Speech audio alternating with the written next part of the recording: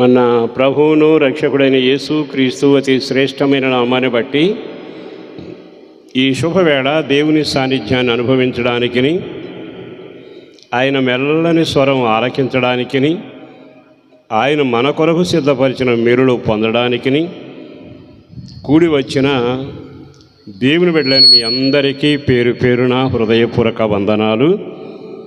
ప్రభు నమ్మదగిన దేవుడు. ఆయన కనికరం ద్వారా మనమంతా బ్రతుకుతూ ఉన్నాం. ఈ శుభవేళ కూడి వచ్చిన మిమ్మల్ని బట్టి నేను దేవుని స్తుతిస్తూ నన్ను ఆహ్వానించిన దైవజనుడికి, అలాగే జక్కర నుంచి వచ్చిన దైవజనుడికి, ఇక్కడ ఉన్న దైవజనులందరికీ ప్రత్యేకంగా వందనాలు తెలియచేస్తూ ఈ శుభవేళ మీతో ఉండే గొప్ప భాగ్యం నాకు ఇచ్చినందుకు గాను మొదటగా అందరం చేతులెత్తి ఒక్కసారి గట్టిగా హల్లెలూయా చెబుదాం. ఇంకొంచెం గట్టిగా కొద్దిసేపు దేవుని మాటలు విందాం. దేవుని మాట జీవం కలిగింది, దేవుని మాట శక్తి కలిగింది, దేవుని మాట కృప కలిగింది. ఆ మాటలు వింటే జీవితం వెలిగించబడుతుంది, ఆశలు తీరుతాయి, పాప పరిహారం పొందుతాం, దేవుని రాజ్యానికి వారసులుగా మారతాం. కనుక మనుషుల మాటల కంటే కూడా దేవుని మాట వింటే అది దీవెనకరంగా ఉంటుంది. నేను ఒక వాక్యాన్ని మీ జ్ఞాపకం చేస్తాను, కొంచెం జాగ్రత్తగా వినండి. అపోస్తుడైన పౌలు తిమోతికి రాసిన మొదటి పత్రిక 6వ అధ్యాయము 18వ వాక్యాన్ని జాగ్రత్తగా చదువుదాం. అవకాశం ఉన్నవాడు చదవండి. తిమోతికి రాసిన మొదటి పత్రిక మొదటి అధ్యాయము 6వ అధ్యాయం 18వ వాక్యం. వారు వాస్తవమైన జీవాన్ని సంపాదించుకొను నిమిత్తము రాబో కాలమునకు మంచి పునాదిని తమ కొరకు వేసుకొనవలనని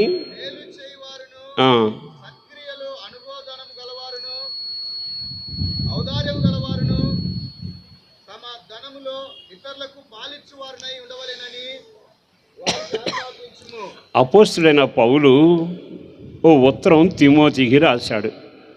తిమోతి పౌలు ప్రేమించిన కుమారుడు, కనిన కుమారుడు. ఇతడు ఒక చోట సేవ చేస్తూ ఉన్నాడు. ఈ అపోస్తుడైన పౌలు తిమోతి అనే యవనస్తునికి ఉత్తరం రాస్తూ, తిమోతి, మీ సంఘానికి ఒక సంగతి చెప్పు, నీ ప్రజలకు ఈ మాట చెప్పు అంటూ ఉత్తరం రాశాడు. ఏ సంగతి చెప్పాలట అని అంటే, మీ సంఘస్థులు వాస్తవమైన జీవాన్ని సంపాదించాలి. రెండవది రాబోతున్న కాలం కొరకు. మూడవది బైబిల్ లేఖనం ప్రకారం చాలా తేటగా మంచి పునాదిని వేసుకోమని చెప్పు. మళ్ళా చెబుతాను, ఇది మనమున్న కాలం, జరిగిపోయింది గతం అనే కాలం, రేపు రాబోతుంది మంచిలో. అంటే రాకడ సమీపిస్తుందనే వాస్తవం వినబడినా అక్కడ చెప్పబడిన మాట ఏమిటంటే, మీ సంఘస్థులు సంపాదించుకోవాలి, మీ సంఘస్థులు వాస్తవమైన జీవాన్ని సంపాదించాలి. అంతేకాదు, రాబోతున్న లోకం కొరకు సంపాదించండి, దానికి బతికుండగానే పునాది వేసుకోనండి. క్లుప్తంగా కొన్ని విషయాలు మీతో చెబుతాను, జాగ్రత్తగా వినండి. ఈ శుభవేళ దేవుని మాటలు వింటున్నాం కదా. అపోస్తులైన పౌలు అంటాడు, సంపాదించండి వాస్తవమైన జీవాన్ని అని అంటాడు. ఆయన అన్న మాటలో వాస్తవమైన జీవము అంటే మనకు తెలుసు, ఇది వాస్తవం అయితే రెండవది వాస్తవం కానిది. చాలాసార్లు మనం వాస్తవం ఏదో అవాస్తవం ఏదో అంటే ఏది ఒరిజినలో ఏది డూప్లికేటో మనకు అర్థం కాకపోవడం. మనం అందరం సంపాదిస్తున్నాం, కానీ మనం వాస్తవమైన జీవాన్ని సంపాదిస్తున్నామా? వాస్తవమైన జీవితం అంటే అది శాశ్వత జీవం, ఎల్లకాలం ఉండే అనుభూతి. మనం ఈ లోకంలో బ్రతికున్నాం, మనం జీవంతోనే ఉన్నాం. 100 ఏళ్ళు బ్రతికినా 120 ఏళ్ళు బ్రతికినా ఏదో రోజున చావుని చూస్తాం, ఈ లోకాన్ని వదులుతాం. అంటే కొంతకాలం ఉండే జీవం ఇది. శాశ్వత జీవం అంటే ఇక మరణం లేకుండా ఎల్లకాలం బ్రతికి ఉండే జీవితం. అందుకే అపొస్తలుడైన పౌలు అంటాడు, ఈ 4 రోజుల జీవితం కాదు కానీ శాశ్వతంగా ఉండే జీవాన్ని సంపాదించండి, అది యుగయుగాలు మీకు క్షేమం కలుగ చేస్తుంది అంటాడు. ఈ రాత్రి కొన్ని మాటలు చెప్పాక కొంచెం ముందుకు వెళతాను. మనమంతా సంపాదిస్తున్నాంగా. వెండిని సంపాదించిన వాడు, బండిని సంపాదించిన వాడు, బంగారాన్ని సంపాదించిన వారు, ఎంతో పొలాలు స్థలాలు, అంతేకాదు పదవిని సంపాదించిన వాళ్ళు ఉన్నారు. అయితే ఇదంతా మన సంపాదనే కదా. కొంతమంది సంపాదించేటప్పుడు నోరు కట్టుకుని సంపాదిస్తారు, కొంతమంది కడుపు కట్టుకుని సంపాదిస్తారు, కొంతమంది అక్రమంగా నడిచి సంపాదిస్తారు. కానీ ఎట్లా సంపాదించినా నీకు ఆ సంపాదన వల్ల నీకేమైనా మేలు జరుగుతుందా? కరెక్ట్గా సంపాదించినా, వెండి బంగారాలు సంపాదించినా, పదవిని సంపాదించినా, పదిలమైన గూడు సంపాదించినా, నువ్వు ఎలా సంపాదించినా నీ సంపాదన నీకేమైనా మేలు అయి ఉంటుందా? ఒకవేళ మేలు కాకపోతే నువ్వు సంపాదించిన జీవితానికి దుఃఖమేగా. అయితే సంపాదన తప్పని బైబిల్ చెప్పరా, కానీ సంపాదించాల్సింది ఏమిటో, ఎలా సంపాదించాలో బైబిల్లో రాయబడింది. మరలా తేటగా చెబుతాను, మన సంపాదనలు పలు రకాలుగా ఉంటాయి. వెండిని సంపాదించిన వాడు, బంగారాన్ని సంపాదించిన వాడు ఉన్నా మీకు కొన్ని బైబిల్లోని కొన్ని వాక్యాలు జ్ఞాపకం చేస్తాయి. ఓసారట జనమంతా మీటింగ్ పెట్టుకున్నారు. మీటింగ్ పెట్టి మాట్లాడుతూ అన్న మాట ఏమిటో తెలుసా? మన పితరుల కాలంలో జలప్రళయం వచ్చింది. జలప్రళయంలో అందరూ కొట్టుకుపోయారు. మరలా ఒకవేళ అలాంటి విపత్తు వచ్చి భూమి అంతా నీళ్ళలో మునిగిపోతే మనము చనిపోతాం కదా. అందుకని ముందు చూపుగా అట్లాంటి విపత్తు వస్తే చావకుండా చెదిరిపోకుండా కాపాడుకోవడానికి మనం ఆ జలప్రళయం లాంటి కానీ విపత్తులు కానీ భయానకమైన పరిస్థితులు కానీ కలిగినప్పుడు కాపాడబడేట్టుగా ఒక గోపురాన్ని కట్టుకుందామని వాళ్ళంతా మీటింగ్ పెట్టారు. ఆ మీటింగ్లో ఒక అతను చక్కగా చెబుతుంటే జనం విన్నారు. ఒక అతను లేచి అన్నాడు కదా, అయ్యా జలప్రళయం వస్తుంది, మరలా మునిగిపోద్ది లోకం, ముందు చూపుగా కార్యం చేద్దాం అంటున్నారు కదా. నోవాహు కాలంలో జలప్రళయం వచ్చింది, లోకమంతా మునిగిపోయింది, నమ్మిన వాళ్ళు ఓడలో ఉన్నారు. అయితే నోవాహుతో దేవుడు ఏం చెప్పాడు? ఓ చక్కని మాట చెప్పాడు, ఇక మీదట జలప్రళయాన్ని నేను రానివ్వను, నా మాట నమ్ము అని ఇంద్రధనుసును ఆకాశంలో పెట్టి ఒట్టు పెట్టినట్టుగా ప్రమాణం చేసి ఇక నేను భూమిని నీళ్లతో నింపను అని చెప్పాడు. అయ్యా మరి దేవుడు మాట ఇచ్చాడు కదా, దేవుడు మాట వింటే మన జీవితం ఆశీర్వాదకరంగా ఉంటుందిగా. నా మాట విని మళ్ళా గోపురం కట్టక్కరడా. మనం దేవుని మాట విందాం. దేవుడు మాట ఇచ్చాడు, నరుడు కాదుగా. నరుడు అబద్ధాలాడతాడు, ఉదయం అన్నమాట సాయంత్రం వెనక్కి తీసుకుంటాడు. కానీ దేవుడు మాట ఇచ్చి నెరవేర్చే దేవుడు గనక నా మాట విని తప్పనిసరిగా చేయాల్సిన పని ఏమిటంటే దేవుని మాట విందాం. వీళ్ళంతా కలిసి అది మంచిదేలే కానీ మనకు మన ప్రయత్నాలు చేయాలి అని చెప్పి దేవుని మాటను పెడచెవిని పెట్టి వాళ్ళంతా వాళ్ళు గోపురం కట్టడం మొదలుపెట్టారు. ఆదికాండం 11వ అధ్యాయం. ఆ కట్టిన గోపురాన్ని గురించి వాళ్ళు అన్న మాటలు ఏమిటో తెలుసా? చక్కని మాట అన్నారు. ఏమన్నారు? మనం చెదిరిపోకుండా ఇక్కడే ఉండాలి, మనం ఆకాశానంటే గోపురాన్ని కట్టాలి, అంటే మనలాంటి గోపురం ఎవరో కట్టలేదని పేరు ఉండాలి. మరో మాట చెప్పనా, పేరు సంపాదిద్దాం అని చెప్పి వాళ్ళు పునాది వేశారు. అంటే వాళ్ళకి 3 ఆలోచనలు ఉన్నాయి. ఏ పరిస్థితులు వచ్చినా మనం చెదిరిపోకుండా ఇక్కడే ఉండాలి. రెండో ఆలోచన ఏమిటో తెలుసా? ప్రపంచంలో ఎవడ కట్టని గోపురం ఆకాశానంటే గోపురం కట్టాలి. మూడోది ఏమిటో తెలుసా? దానివల్ల మనకు పేరు సంపాదన మొదలవ్వాలి. అంటే వాళ్ళంతా ఆశపడింది ఏమిటంటే పేరును సంపాదించడానికి. ఇప్పటికీ మన వాళ్ళు పేరు సంపాదన కోసం దానాలు చేస్తారు, యాగాలు చేస్తారు. కొన్నిసార్లు పేరు సంపాదన కోసం అసలు బాపిన వ్యక్తులు కూడా లేకపోలేదు. ఇది ఇక్కడ తపన ఏమిటంటే పేరు సంపాదించాలి అని. అపొస్తలుడైన పౌలు అంటాడు, వాస్తవమైన జీవాన్ని సంపాదించు. పేరు కాదు సంపాదించాల్సింది, వాస్తవమైన జీవాన్ని సంపాదించు. కానీ వీళ్ళు దేవుని మాట వినకుండా ఏం చేశారు అంటే నెమ్మదిగా గోపురం కట్టడం ప్రారంభించారు. దేవుడు దిగి వచ్చాడట, మనుషులు కట్టే గోపురాన్ని చూస్తాను అని. త్రిత్వమైన దేవుడు వచ్చాక అక్కడ జరిగింది ఏమిటో తెలుసా? నెమ్మదిగా ఆ గోపురాన్ని చూచాడు. అరేరే, నేను మాటిచ్చానే, ఇంద్రధనస్సును ఒట్టుగా పెట్టి గట్టు మీద పెట్టేశారు వీళ్ళు. అయినా వీళ్ళు దేవుని మాట వినకపోతున్నారే. అయినా నేనేం మాట్లాడను అనుకుని మౌనంగా ఉండి, వాళ్ళంతా ఇంకేముంది ఆకాశాన్ని అంటుతాం, ఇంకేముంది పేరు సంపాదిస్తాం, ఇంకేముంది చెదిరిపోకుండా ఉంటాం అని వాళ్ళే సంబరపడుతూ వాళ్ళ కట్టే గోపురాన్ని బట్టి ఇంత అంత కాదు ఉబ్బి తబ్బిబ్బైపోయారు. దేవుడు వచ్చి దిగి చూసి వెళ్ళేటప్పుడు వాళ్ళని ఏమనలా, కట్టబాకండి ఆపండి అనలా.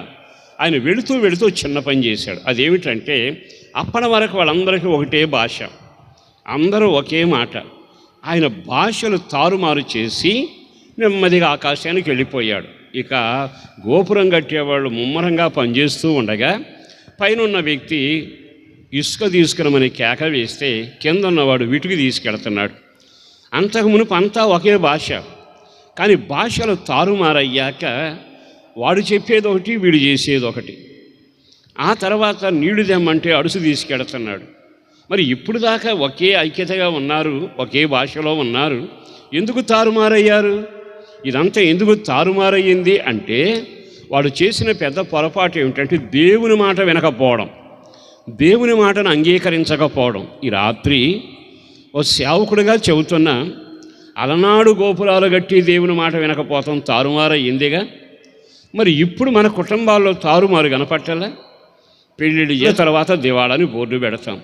వ్యాపారం ఎందుకు తారుమారయ్యింది? నువ్వు చేసిన కాపురం ఎందుకు తారుమారు అవుతుంది? నువ్వు కట్టిన ఇల్లు మధ్యలో ఆయన ఆగిపోయి జీవితంలో రాయి మీద రాయి పెట్టలేక తారుమారవుతున్న పరిస్థితులు ఉన్నాయిగా. అంటే జీవితంలో ఎన్ని మందులు మింగినా ఆరోగ్యం కలవడం కంటే తారుమారు ఎక్కువ చూస్తున్నాగా. ఈ రాత్రి సేవకుడిగా మీకు చెప్పగలిగిన మాట, దేవుని పేరడ బ్రతిమలాడుతున్నాను. ఆనాడు జరిగిన చరిత్ర ఈనాడు జరగకుండానట్లు మనం జాగ్రత్త పడాలి. మీరు ఎవరికి వాళ్ళ గుండె మీద చేపెట్టుకుని ఆలోచించుకోనండి, నా ఇంట్లో ఏమైనా తారుమారుందా? తల్లి చెబితే పిల్లకి అర్థం కాదు, తండ్రి చెబితే కొడుకు మాట వినడు. అంటే ఇంట్లో ఉండే ఐక్యత తారుమారయ్యింది, ఇంట్లో ఉన్న ప్రేమ తారుమారయ్యింది, ఇంట్లో ఉన్న బంధం తారుమారయ్యింది. సంఘంలో కూడా తారుమారులు కనబడుతూనే ఉంటాయి, ఈ సమాజంలో కూడా తారుమారు కనబడుతూనే ఉంటుంది. ఈ రాత్రి ఓ సేవకుడిగా చెప్పగలిగిన మాట, దేవుడు నిన్ను తలగా చేశాడు. దేవుడు ఐక్యతగా ఉండడానికి భార్యాభర్తలను కలిపాడు. కుటుంబంలో ఆయన వచ్చి నివసించి నెమ్మది ఇచ్చాడు. మరి కుటుంబాలు ఎందుకు తారుమారవుతున్నాయి? సంబంధాలు ఎందుకు తారుమారవుతున్నాయి? సంపాదన ఎందుకు తారుమారవుతుంది? ఏనాడైనా ఊహించామా? అందరికీ జరిగింది, నాకు జరిగింది అని అనుకోబాకు. ఎక్కడో దేవుని మాట వినకపోవడం. దేవుని మాట వినకపోతే ఆ ఇల్లుగా ఉంటుంది, వెండి ఉంటుంది, బంగారం ఉంటుంది, పరిగెత్తే కారు ఉంటుంది, కానీ ఆ ఇంట్లో అంతా తారుమారే. ఆరోగ్యం చూసినా, ఆహారం చూసినా, బాంధవ్యం చూసినా, ప్రేమ చూసినా, కనుక అంతా తారుమారే. ఈ రాత్రి ఒక దైవజనుడిగా, మీకంటే పెద్దవాడిగా నమస్కరించి మీకు చెప్పగలిగిన మాట, మీ కుటుంబాలు తారుమారు కాకూడదు. మీ కుటుంబాల్లో నెమ్మది ఉండాలి, మీ కుటుంబాల్లో సమాధానం ఉండాలి. పెద్దవారు చాలామంది అనుభూరంగా చెబుతారుగా పెద్దల మాట వినమని. చాలామంది పెద్దలు ఉన్నారు, వాళ్ళకి నమస్కరించి చెప్పగలిగిన మాట, మన జీవితంలో పొరపాటున మన కుటుంబాలు ఎప్పుడూ తారుమారు కాకుండా జాగ్రత్త పడాలి. దానికి నువ్వు చేయగలిగింది ఒకటే, దేవుని మాట వినాలి.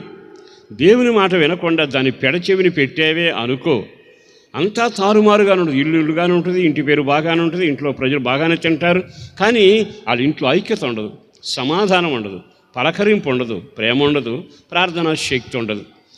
మళ్ళీ మామూలుగానే ఉంటారు. చూడటానికి ఆ కుటుంబం ఎంత బాగుందండి, అంతా మెరిసే కొండలాగా ఉంటుంది, ఏదో రోజున వెలిసిపోతుందిగా. ఒక సేవకుడిగా చెప్పగలిగిన మాట, ఈ రాత్రి ఎందుకో పరిశుద్ధాత్మ దేవుడు తేటగా నిలబడి నీతో మాట్లాడుతున్న వేళ మీకు మీరే ఆలోచించుకోనండి, నా కుటుంబాల్లో నా పిల్లల జీవితం, నా పిల్లల చదువులు, వ్యవహార వ్యాపారాలు ఎందుకు తారుమారవుతున్నాయి? ఇది ఎవరో ఎదురొచ్చారండి అందుకే నాకు కలిసి రాలా అనకండి. ఎవరో ఎదురొచ్చినంత మాత్రాన లేదు, ఎవరో నీ ఇంట్లో ఒక ప్రవేశం చేసి కొడుకో కూతురుగానో అల్లుడిగా ప్రవేశించిన ఆ కార్యక్రమాల వల్ల కాదు, కానీ దేవుని మాట వినకపోవడం. ఎందుకో పరిశుద్ధాత్మ దేవుని స్వరం వింటున్న తర్వాత అక్కడ రాయబడిన మాట ఏమిటి తెలుసా? వాళ్ళు కట్టిన గోపురం పేరు బాబేలు, అక్కడ దానికి అర్థం రాశాడు తారుమారు. అందరూ చెప్పండి ఏంటిది అంటే, మనం ఏం కడుతున్నాం ఇప్పుడు? చెప్పండి, ఇంటిని కడుతున్నామా, తారుమారు కడుతున్నామా? కుటుంబాల జీవితం కడుతున్నామా, తారుమారు కడుతున్నామా? వ్యాపారం చేసి అభివృద్ధి పొందుతున్నామా, తారుమారుకు పునాది వేస్తున్నామా? యేసు నామాన ఒక గొప్ప విడుదల ఈరోజు ఇక్కడ జరుగునగాక, ఆత్మకార్యాలు జరుగునగాక. సహోదరులారా, మీరు నాకు కాబట్టి వాడగా బ్రతిమలాడుతూ చెప్పగలిగిన మాట, జీవితాలు తారుమారు కాకుండా ఉండాలి అంటే నువ్వు పెద్దవాడమైనా చిన్నవాడమైనా జ్ఞానమైనా మహామేధావైనా 10 మందికి సలహా చెప్పే దారుడవైనా ఈరోజు నీ వ్యక్తిగత జీవితంలో దేవుని వాక్య వెలుగు దగ్గరికి రా. దేవుని వాక్యానుసారంగా జీవిస్తున్నావా? ఆ దేవుడు అలాగే చెబుతాడులేండి. అంత మాత్రాన అని మనం మన జీవితంలో చాలాసార్లు నిరాశగా మాట్లాడతాం.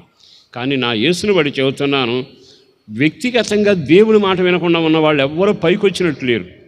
ఒకవేళ ఉన్నట్టు అనిపించిన పొంగులాగా అనిపిస్తుంది. ఆ తర్వాత చరిత్ర మారుతూ ఉంది. కనుక సేవకుడుగా చెబుతున్నా, దైవజనుడు కంఠం వినబడుతుందిగా, టీవీ తెరిస్తే వాక్యం వినబడుతుందిగా, గ్రంథం తెరిస్తే వాక్యం మనకు కనబడుతుందిగా, వీధి కోటాలో ఇలాంటి కోటాల్లో పెళ్లి దగ్గర చావు దగ్గర వాక్యం వినబడుతూనే ఉందిగా. ఇంకా ఎంతకాలం జీవితాన్ని మార్చుకోకుండా దేవుని మాటను పక్కన పెట్టి నీ బ్రతుకులు నీవే తారుమారు చేసుకుంటావు? ఆ దుర్దినాల నుండి నా యేసు ప్రతి వారిని విడిపించునుగాక. చెయ్యతామేనంటారా? ఆమె. రెండో మాట చెబుతాను. ఓసారి ఓ విచిత్రమైన సంఘటన జరిగింది. అదేమిటంటే, ఈ యేసు ప్రభువారు అక్కడ సముద్రం ఉంటే ఆ సముద్ర తీరాన నిలబడ్డాడు. నిలబడి తెలతెలవారుతుండగా నిలబడ్డాడు. సముద్ర తీరాన్ని ఎందుకు యేసు ప్రభు నిలిచాడు అంటే, వేటకెళ్ళిన పడవలు బయటకు వస్తూ ఉన్నాయి. వాళ్ళందరిని అలా గమనిస్తూ ఉన్నాడు. వేటకెళ్ళిన వాళ్ళు ఆటు పోటు మధ్యలో వెళతారు లోపలికి. మళ్ళీ ఆటు పోటు టయానికే బయటికి రావాలి, వస్తారు. వచ్చేటప్పుడు వాళ్ళని చూస్తుంటే పడవలతో వచ్చేవాడు నోటి నిండా నవ్వు, పడవల నిండా సరుకు, అంత ఆనందంగా అనిపించింది. కొంతమంది ఉసూరు అంటా వస్తున్నారు. సరే, యేసు ప్రభు ధరిని నిలబడి ఆ వెళుతున్న వ్యక్తులు పిలిచాడు. అతను వెనక ఒక 7 ఉన్నారు, 6 మొత్తం 7 పిలిచి, పిల్లలారా, తినడానికి మీ దగ్గర ఏమైనా ఉందా అని అడిగాడు. అప్పుడు వాళ్ళు ఏం చెప్పాలి? మేము వేటాడామండి, కొన్ని చేపలు పడ్డాయి అని అనాలి. కానీ ఆ వ్యక్తి ఏమన్నాడు తెలుసా? తినడానికి మా దగ్గర ఏమీ లేవు అన్నాడు. యేసు ప్రభు వారిని అలా చూస్తానే ఉన్నాడు. ఎందుకు ఆ మాట చెబుతున్నానో తెలుసా? సముద్రంలో వేటాడావు కదా, రాత్రంతా ప్రయాసపడ్డావు, సముద్రం నిండా చేపలు ఉన్నాయి, మిగిలిన వాడి పడవల నిండా చేపలు పడ్డాయి. వాళ్ళ ఆనందంతో రేవుకొచ్చారు. మరి రాత్రంతా నువ్వు పరిగెత్తావు, రాత్రంతా ప్రయాసపడ్డావు, రాత్రంతా వల వేసావు, కానీ ఏమీ లేవని నువ్వెందుకు చెబుతున్నావు? సముద్రంలో చేపలు లేక కాదుగా, పడవ ఉంది నీకు, వలంది నీకు, నేర్పరితనం ఉంది నీకు, విసరడం తెలుసు, ఆ రాత్రంతా నానడం తెలుసు. మరి ఇన్ని జరిగాక ఖాళీ పడవతో వస్తే ఆయన చూచి, అరే నా పిల్లలు ఖాళీ పడవతో వచ్చారే, ఈ శుభవేళ నేను ఒక మాట చెప్పగలనా? అదేమిటంటే, ఇంతకీ వీళ్ళు ఖాళీ పడవతో లేదు అనే మాట ఎందుకు చెప్పారు? మీరు యోహాను సువార్త 21వ అధ్యాయము మొదటి నుండి కొన్ని వచనాలు చదివితే అక్కడ ఒక చరిత్ర ఉంది, చెబుతాను నేను, జాగ్రత్తగా వినండి. యేసు ప్రభు శిష్యులకి ఏం చెప్పాడు అంటే, మీరు వెళ్ళండి, బూదిగంతాల వరకు వెళ్ళి సువార్త చెప్పండి, రోగులను స్వస్థపరచండి, దయ్యాలను వెళ్ళగొట్టండి, నమ్మిన వారికి బాప్తీసాలు ఇవ్వండి, సదాకాలం నేను మీతోనే ఉంటానని వాగ్దానం చేశాడు మత్తయి సువార్త 28లో. కానీ యోహాను సువార్త 21లోకి వస్తే పేతురు అంటాడు కదా, నేను చేపలు పట్టడానికి వెళతాను అన్నాడు. మిగిలిన 6 అన్నారు, అదేమిటి? దేవుడు మనకేం చెప్పాడు? యేసుదేవుడు బూదిగంతాల వరకు వెళ్ళమన్నాడుగా, వల విసరమన్నాడా? లేదుగా. సువార్త ప్రకటించమన్నాడు. ఏమన్నాడు? రోగులను స్వస్థపరచండి, ఒకవేళ దయ్యాలుంటే వెళ్ళగొట్టండి, నమ్మితే బాప్తీసాలు ఇవ్వండి అని చెప్పాడు. అది కదా మన పని. అయ్యా, యేసు ప్రభు ఉన్నాడు గనక, అప్పుడు బతికున్నాడు గనక, ఇప్పుడు ఆయన చనిపోయి పునరుద్ధరణుడు వెళ్ళిపోయినాడుగా. అయితే ఇప్పుడు ఆయన ఉంటే 5 రొట్లు 1000 మందికి పెడతాడు.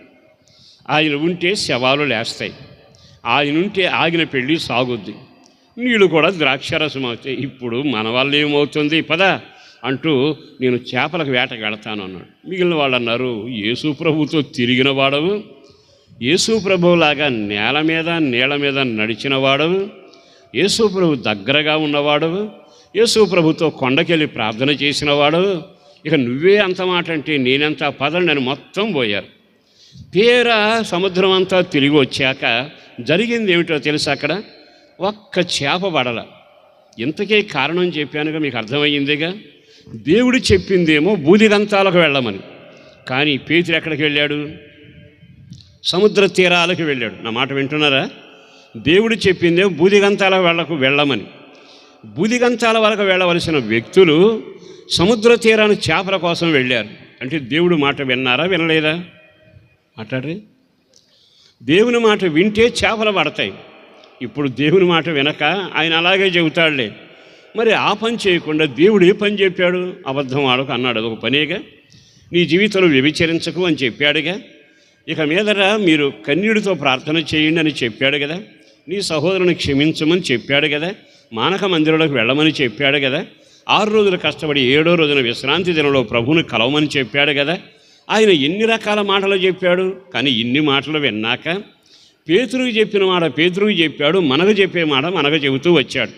ఈ శుభవేళ ఓ సేవకుడుగా నేను మీకు చెప్పగలిగిన మాట, దేవుని మాట వినకుండా ఎవరి వాళ్ళు? కొత్త వాళ్ళు కాదు, ఎరిగిన వాళ్ళు. 3.5 సంవత్సరాలు ఆయనతో నడిచిన వాళ్ళు తీరా దేవుని మాటను పక్కన పెట్టి వెళ్ళారండి. ఏం జరిగింది? అదిగో అక్కడికి వెళ్ళాక ఖాళీ పడవ. ఈ రాత్రి కొంచెం జాగ్రత్తగా ఆలకిస్తారా? మన జీవనం కానీ, మన జీవితం కానీ, మన కుటుంబం కానీ ఆయన ఏమని వాగ్దానం చేశాడో తెలుసా? నువ్వు తలగా ఉంటావు, తోకగా ఉండవు. ఇంకో మాట కూడా చెప్పాడు. ఏమని? నీ గిన్నె నిండి పొంగి పొరలాలి అని చెప్పాడు. ఇప్పుడు ఇతనేమంటాడు? ఖాళీ పడవ. మరి ఎంతకాలం నీ జీవితంలో ఖాళీ? నీ ఇల్లు చూస్తే ఖాళీ, నీ జీవితం చూస్తే ఖాళీ, అంటే నిష్ప్రయోజనం. ఆ ఇంట్లో సమాధానం ఖాళీ, సంతోషం ఉండదు, అంతా ఖాళీనే. పడవంది, సముద్రం ఉంది, ప్రార్థన ఉంది, కానీ అంతా ఖాళీనేగా. ఈ రోజున సేవకుడిగా చెబుతున్నాను, మీరు దేవుని మాట వింటే మాత్రం ఖాళీ పడవ మీ ఇంట్లో ఉండదు. అంతా ఖాళీ ఖాళీ ఖాళీ. వాళ్ళు చెప్పిన మాట యోహాను సువార్తలో చదువుతారు. అక్కడ రాయబడిన మాట ఏమిటో తెలుసు? చిన్నపిల్లలారా, తినడానికి మీ దగ్గర ఏమైనా ఉందా? ఆ వాక్యం చదవండి. భోజనమునకు మీ దగ్గర ఏమైనా ఉన్నదా అడుగగా లేదని చెప్పారు. నా వైపు చూడండి, ఏమని చెప్పారు? చెప్పండి మీరంతా. లేదు. ఇక్కడ చూస్తే చాలామంది పాటలు పాడేవాళ్ళు ఎక్కువ కనపడుతున్నట్టున్నారు. నేను ఎప్పుడు పాట పాడలేదు అన్నది చేయొద్దండి. ఒక్కడి నాకు నమ్మకం లేదు. అందరూ పాటలు పాడతారు. మైకులో కొంతమంది పాడతారు, కింద కొంతమంది పాడతారు. ఏమీ లేకపోతే డైనింగ్ టేబుల్ దగ్గర కూర్చొని చిటికేసుకుంటానని పాడతారు. పాటలు పాడిన వ్యక్తులు ఎక్కడో ఉండరు. కానీ నువ్వు పాటలు పాడినా పాడకపోయినా ప్రపంచమంతా ఒక పాట పాడుతుంది.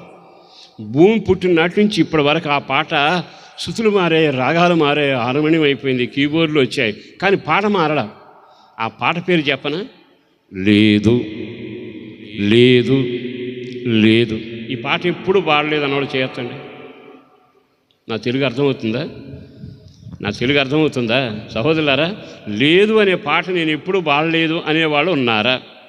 నా జీవితంలో రోజు 3 సార్లు పాడేవాడిని. లేదు, ఆరోగ్యం లేదు, ఆహారం లేదు, ఐక్యత లేదు, వాళ్ళకి మాకు సంబంధం లేదు, దానికా పెళ్ళవలేదు, వాడికా ఉద్యోగం లేదు, మాకా సొంత ఇల్లు లేదు. ఏంటి అడుగుతారు? ఈ పాట ఎప్పుడు పాడలేదు మీరు? ప్రపంచం పుట్టిన మాత్రం ఈ పాట ఇప్పుడు వరకు కొనసాగుతూనే ఉంది. కారణం ఏంటంటే దేవుని మాట వినకపోతే లేదు. పడవంతా ఖాళీ, చేపలు లేవు, జీవనం లేదు, ఐక్యత లేదు, ఆనందం లేదు, రక్షణ లేదు, కృప లేదు, నీతి లేదు, దైవత్వం లేదు. మరి పడవ ఉందిగా, భక్తి ఉందిగా, సంఘం ఉందిగా, సహవాసం ఉందిగా, అన్నీ ఉన్నాయి. ఖాళీ ఖాళీ ఖాళీ. ఈ రాత్రి సేవకుడిగా చెబుతున్నాను, మీరు నా దేవుని పేరట దీవించబడుదురుగాక. ఆయన ఆలోచన ఏమిటో తెలుసా? నీ జీవితంలో ఖాళీ పడవ ఉండకూడదు. చెయ్యెత్తి 3 సార్లు ఆమేన్ అంటారా? ఆమేన్ ఆమేన్ ఆమేన్. ఇక మీదట మీలో ఎప్పుడు ఇంతవరకు లేదు లేదు అనే పాటలు పాడే వాళ్ళకి ఈ రోజు నుంచి దేవుడు ఆ పాట ఆపివేయునుగాక. ఇక మీదట లేదు అనే మాట అనబాకండి. నేను రక్షించబడక మునుపు చాలా కాలం సరి అయిన విధానంలో పెంచబడినంత కాలం రోజు ఈ పాట 5 సార్లు పాడేవాడిని. ఎవడైనా డబ్బులు లేవు. పుస్తకాలు కొన్నావా? కొనలేదు. అన్నిటికీ లేదు అనే పదంతోనే జీవితం సాగింది. నా దేవుడు అంటాడు, లేదు అనే మాట ఎప్పుడు వస్తుంది? మీరు దేవుని మాట విననప్పుడు. ఆయన, నీవు దేవుని మాట నమ్మి ఆయన ప్రకారం నువ్వు అడుగులు వేస్తే అంతా దీవెనకరంగానే ఉంటుంది. మళ్ళీ ఒక మాట చెబుతానండి. ఆ తర్వాత లేదు అంటున్నారు కదా, ఇంకా ఎంతకాలం లేదు? ఖాళీ పడవ, ఇంట్లో నుండి ఐక్యత లేదండి, ఇంట్లో సంపాదన లేదండి, ఇంట్లో నెమ్మది లేదండి, ఇంటికి వెళ్ళాలని భయం వేస్తుందండి, ఇల్లు చూస్తే నరకంలాగా ఉంటుంది అంటే అన్నిట్లో లేదని ఖాళీ పడవలాగా ఉంటుందిగా. ఈ రోజున నా దేవుడు చెప్పే మాట ఏమిటి తెలుసా? ఆ కింద వచ్చిన రాసిన మాట కిందకు చదివితే, మీ కుడి పక్కన వల వేయండి మీకు దొరుకును. చదవండి అన్నమాట. దోనెకు కుడి పక్కన వల వేయండి మీకేమవుతాయి? దొరుకును. అందరూ చెప్పండి, దొరుకును. గట్టిగా చెప్పాలండి, దొరుకును. ఈ కోట ముఖ్య ఉద్దేశం ఏంటో తెలుసా? ఇంతకాలం ఖాళీ పడవతో ఉన్నావు, ఉద్యోగం లేకపోయినా, పొట్టగడవడం కష్టమైపోయినా, బ్రతుకుదేరుకు ఆధారం లేకపోయినా, భార్యాభర్తలకు ఐక్యత లేకపోయినా, లేదు అనే చరిత్ర అంతా ఉంది. ఈ కూడిక దేవుని ఆలోచన చేత దేవుడు పెట్టాడు. అదేమిటో తెలుసా? ఇక మీదట లేదు అనే పాట కొట్టివేయబడును గాక. ఆమేన్. రెండో పాట మొదలవ్వాలి. ఏ పాట? మీకు దొరుకును. చెప్పండి, మీకు దొరుకును. గట్టిగా చెప్పండి, మీకు దొరుకును. గట్టిగా చెప్పండి. ఆ పక్కన ఒక మాట చెప్పండి అమ్మా, ఒకరికొకరు చెప్పండి, మీకు దొరుకును. మీ అందరికి నేను చెబుతున్నాను, మీకు దీవెన దొరుకునగాక, క్షేమం దొరుకునగాక, నెమ్మది దొరుకునగాక, సొంత ఇల్లు దొరుకునగాక, నీ పిల్లలకు యవనస్తులైన మంచి బిడ్డలు దొరుకునగాక, మంచి ఉద్యోగం దొరుకునగాక. నీ జీవితంలో ఎప్పుడైతే దేవుని మాట వింటావో నీకు అన్నీ దొరుకుతాయి. వాళ్ళు మాట వినకుండా వల వేశారు, రాత్రంతా నానిపోయారు. ఖాళీ పడవ. ఇప్పుడు అన్నాడు కుడి పక్కన వెయ్యండి. ఖాళీ పడవను చూశాక ఇప్పుడు అనిపించింది, ఇక ఆయన మాట వినకపోతే మనం ఖాళీ అయిపోతామని కుడి పక్కన వెయ్యండి అని అనక మునిపే వల వేసేసారు. వేస్తే ఎన్ని చేపలు పడ్డాయి? అక్కడ చక్కని మాట రాయబడింది. ఏమని రాయబడింది తెలుసా? 153. గట్టిగా, ఎన్ని చేపలు? ఇటు చూడండి, నా వైపు చూడండి. ఏ చేపలు చదువుతారు అయ్య గారు? జాగ్రత్తగా వినండి. 153 గొప్ప చేపలతో పడవ నిండునగాక. మీకు తెలుసు కదా ఏమిటది? చిన్న చేపలు తెలుసు, పెద్ద చేపలు తెలుసు, కానీ ఇప్పుడు గొప్ప చేపలు చూసారా? ఏంటి అట్లున్నారు? చిన్న చేపలు చూశారండి, పెద్ద చేపలు చూశారు, గొప్ప చేపలు ఎప్పుడైనా చూశారా? మీరు దేవుని మాట వింటే గొప్ప కార్యాలు మీరు చూడబోతామన్నారు. మీరు దేవుని మాట ఆలకించి వాక్యానుసారంగా జీవిస్తే గొప్ప కార్యాలు మీ ఇళ్లలో జరగబోతా ఉన్నాయి. మీ వ్యక్తిగత జీవితంలో గొప్ప కార్యాలు చేస్తాడు. సహోదరులారా, అనుభవించిన వాడిని, ప్రభుతో నడుస్తున్న వాడిని, ప్రభు కార్యాలు రుచి చూచిన వాడిని దేవుని పేరట మీకు చెప్పగలిగిన ఖచ్చితమైన మాట ఏమిటో తెలుసా? ఇంతకాలం నీ జీవితంలో కార్యాలు జరగకపోవచ్చు, జరిగిన నిరాశగా, నిస్పృహగా, వేదనగా ఉండవచ్చు. నా దేవుని పేరట చెబుతున్నాను, ఈ సంవత్సరం ఈ కూడికలో ముగిసిన తర్వాత మీ బ్రతుకు మారబోతా ఉంది. మీరు గొప్ప కార్యాలు చూచుదురుగాక, గొప్ప దీవెన అనుభవించుదురుగాక, గొప్ప క్షేమాన్ని అనుభవించుదురుగాక. మీ ప్రవర్తనలోనైనా, మీ ప్రార్థనలోనైనా, మీ పరిచయలోనైనా, మీ సేవలోనైనా గొప్ప కార్యములు దేవుడు చేయునగాక. రాత్రంతా ప్రయాసపడ్డావు, ఒక్కటి లేదుగా. దేవుడి మాట వింటే 153కి పెరిగిందిగా సంఖ్య. మరి ఎంత చక్కగా దేవుడు అంత తేటగా మాట్లాడుతుంటే మనం దేవుని మాట వినకుండా ఎందుకు జీవితాన్ని ఖాళీ పడవలాగా చేసుకోవాలి? ఎక్కడ వేసావంటే వేసిన చోటే ఉంటావు, ఎక్కడుందంటే ఎదుగుదల లేని స్థితిలోనే ఉంటావు, ఎక్కడ ఉందంటే దౌర్భాగ్య పరిస్థితిలోనే ఉంటాం. శాపమైన, దరిద్రమైన, కన్నీళ్ళైనా, అది ఏదైనా యేసు నామమున ఈ రోజు నుంచి మిమ్ములను వదిలి వెళ్ళునగాక, మీ పడవలు నిండునగాక. గట్టిగా చప్పడకూడదు ఒకసారి దేవునికి మహిమకరంగా. మీ పడవ నిండునగాక, మీ ఇల్లు గొప్ప ధననిధిగా మారునగాక, మీ కుటుంబంలో మరలా మిగిలిన వారందరికీ రక్షణ కలుగునగాక, కృప కలుగునగాక, దేవుని రాజ్య వారసులుగా దేవుడు మిమ్మల్ని తీర్చిదిద్దునగాక. గొప్ప గొప్ప కార్యాలు మీ సేవలో చూడబోతున్నారు. ఈ ప్రాంతాన్ని దేవుడు దర్శిస్తున్నాడు. సహోదరులారా, మీరు క్రొత్త వాళ్ళైనా, ఒకవేళ వాక్యం తెలిసిన వాళ్ళైనా, ఈరోజు ఈ స్థలానికి వచ్చిన యేసు దేవుడు మాట విని చూడండి. తప్పకుండా గొప్ప చేపలు పడతాయి, గొప్ప కార్యాలు జరుగుతాయి, గొప్ప కార్యాలు మీరు చూస్తారు, చేస్తారు. అనేకుల మధ్య మీరు సాక్షులుగా ఉందురుగాక. మీ కాలంలో ఏ కార్యాలు జరగక వేదన పడుతున్నా, నాకేం కార్యాలు జరగటంలా, నా ప్రతిగా అంతా వేదనగా ఉంది, కలిసి రావటంలా అని నీవు అనుకున్నా, ఈరోజు నా యేసును బట్టి బ్రతిమలాడుతూ చెబుతున్నా, దేవుడు చరిత్ర తిరగరాయడానికి ఇష్టపడిన వాడు కనుక మీరు తారుమారు కాకుండా ఉన్న సమయంలోనే దేవుని మాట విని లోబడుదురుగాక. రెండవదిగా, దేవుడు చెప్పినట్టు వెళ్ళవలసింది సువార్త కొరకు, లేదు దేవుడు చెప్పిన పని కొరకు వెళ్ళాలి. నువ్వు బూదిగంతాలకు వెళ్ళాల్సిన వాడవు, సముద్ర తీరాలకు వెళ్ళకూడదు. దేవుడు చెప్పింది ఒకటి, మనం చేసేది ఒకటి. ప్రభు దగ్గర ప్రార్థన చేస్తాం, ప్రభువా నన్ను దీవించవా, నన్ను ఆశీర్వదించవా, వాళ్ళు దీవించబడ్డారు, వీళ్ళు దీవించబడ్డారు, వాళ్ళు ఆశీర్వదించబడ్డారు అంటున్నావు. ఆశీర్వాదం నీ గడప మీదకి ఎందుకు రావట్లా? ఆశీర్వాదం నీ తల మీదకి ఎందుకు రావట్లా? అబ్రహాం ఆశీర్వదించబడ్డాడు, లోతు అంత మాత్రంగా మిగిలిపోయాడు. బైబిల్ లేఖంలో సౌలు రాజయ్యాడు కానీ దీవెన లేకుండా అయిపోయాడు. దావీదు శాశ్వతమైన కృప పొందిన వాడయ్యాడు. ఈరోజు ఈ మాటలు వింటున్న ప్రియ దేవుని బిడ్డలారా, ఎందుకో ప్రత్యేక కోణంలో పరిశుద్ధాత్మ దేవుడు నిన్ను దర్శిస్తూ మాట్లాడుతున్న వేళ, నా దేవుని దీవెనలకు మీరు వారసులగునట్లుగా మీరు సంపాదించాల్సింది చినిగిన సంచి కాదు, ఖాళీ పడవ కాదు. మరో మాట చెప్పనా, మీ జీవితంలో సంపాదించాల్సింది తారుమారు కాదు. పౌలు అంటున్నాడు కదా, వాస్తవమైన జీవాన్ని సంపాదించు.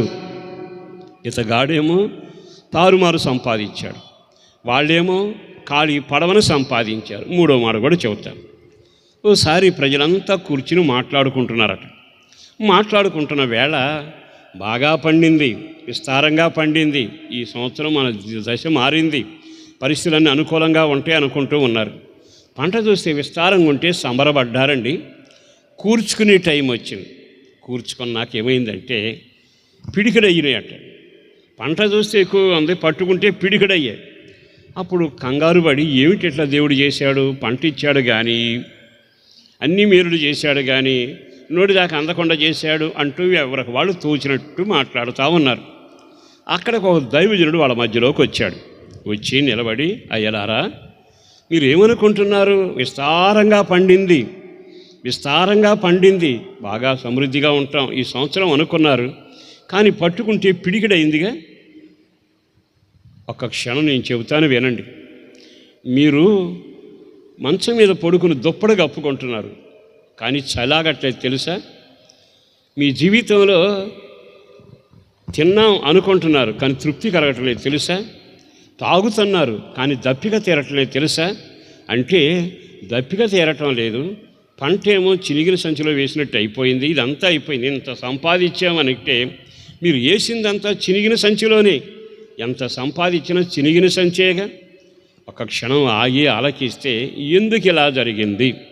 వీళ్ళంతా అడిగారు, మాకు చలాగట్లా, తింటే తృప్తి కలగటంలా, తాగితే దప్పిక తీరటంలా, మేము ఒక రకంగా చూస్తే సంపాదించామని పట్టుకుంటే పిడికిడవుతుంది, ఎంతో అంత మూటగట్టేమంటే చినిగిన సంచిలో వేసినట్టు ఉంటుంది. ఏమిటి కారణమని కలవరాలు పడుతూ వేదన పడ్డారు. ఆ దైవజనుడి పేరు హగ్గాయి. హగ్గాయి అనే దైవజనుడు ఆ మొదటి అధ్యాయంలో రాసి పెట్టాడు. ఏమని రాశాడో తెలుసా?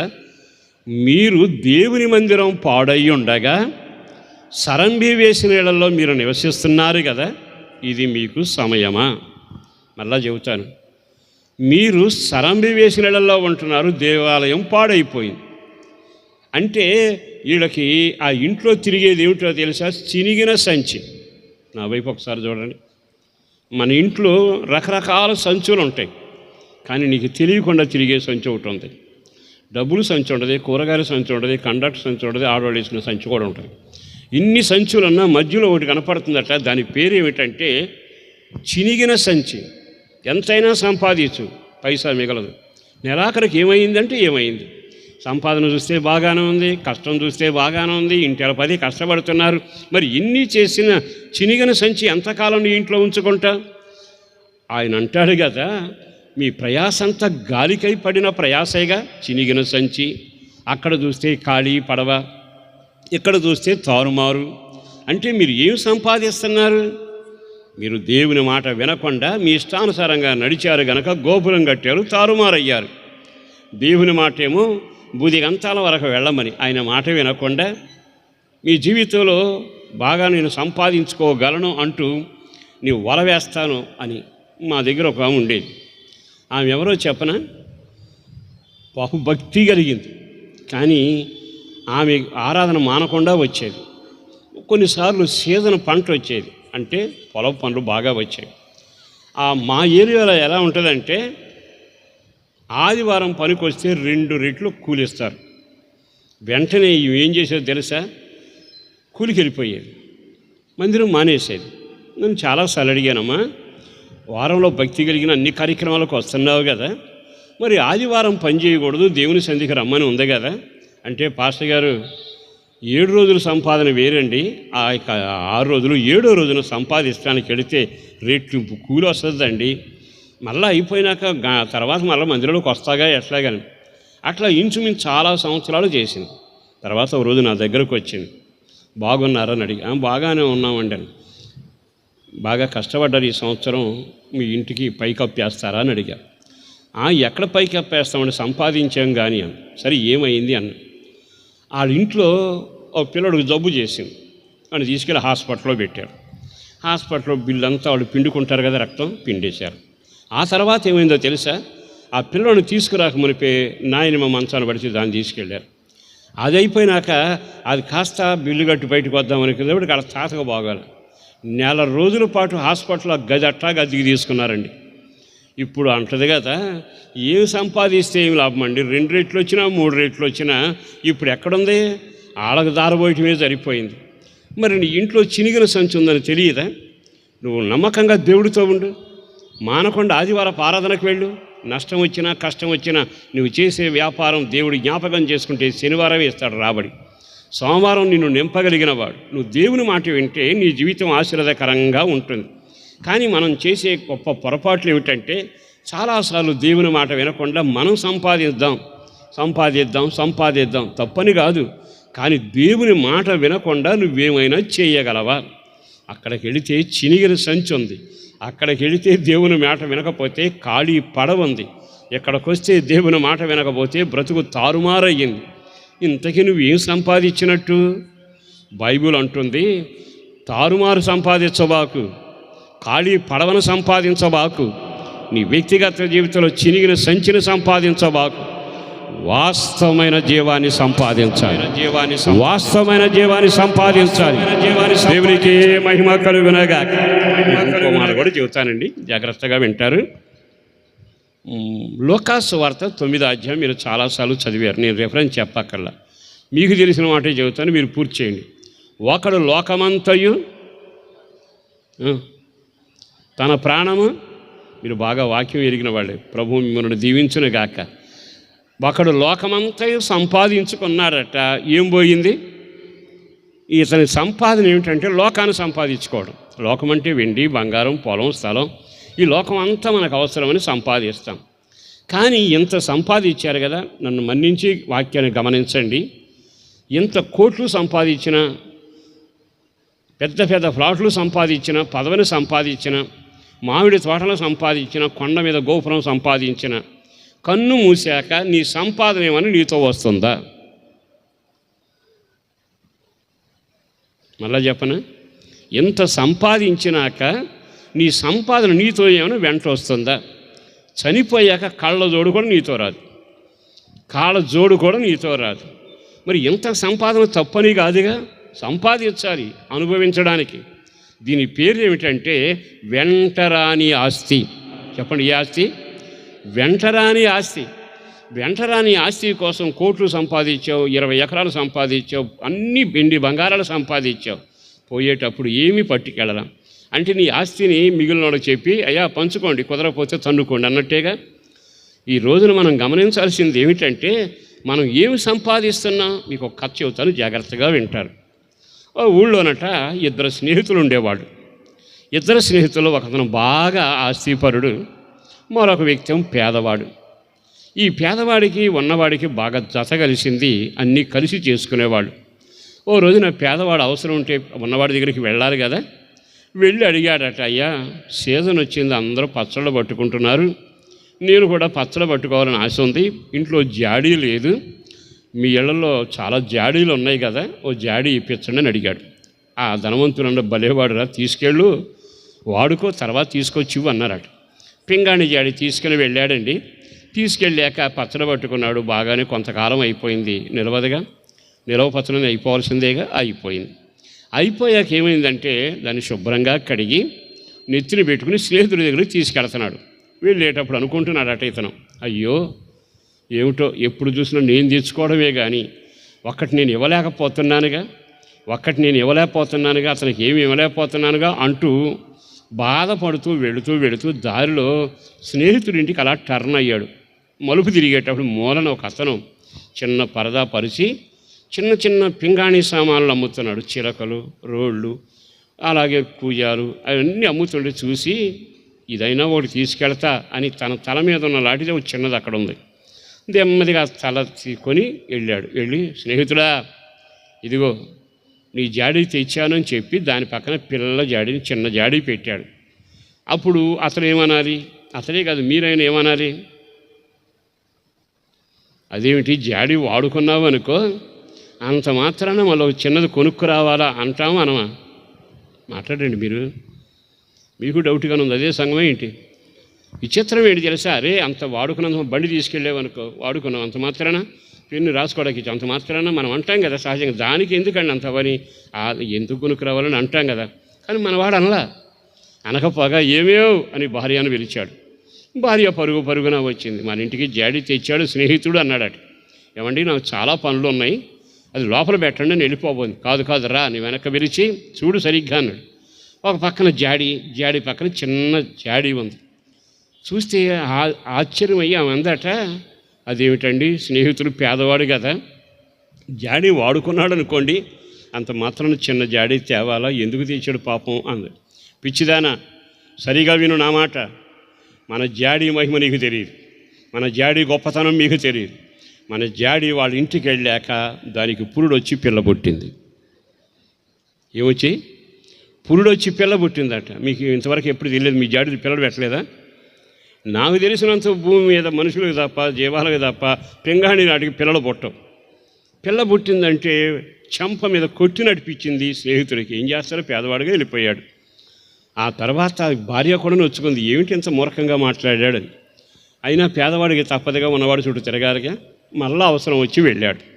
వెళ్ళాక అక్కడికి వెళ్ళాక, అయ్యా ఇంట్లో విందు ఒకటి ఉంది, మీకు కొంచెం సామాగ్రి ఇస్తే తీసుకెళ్తాను అంటే తీసుకెళ్ళమన్నాడు.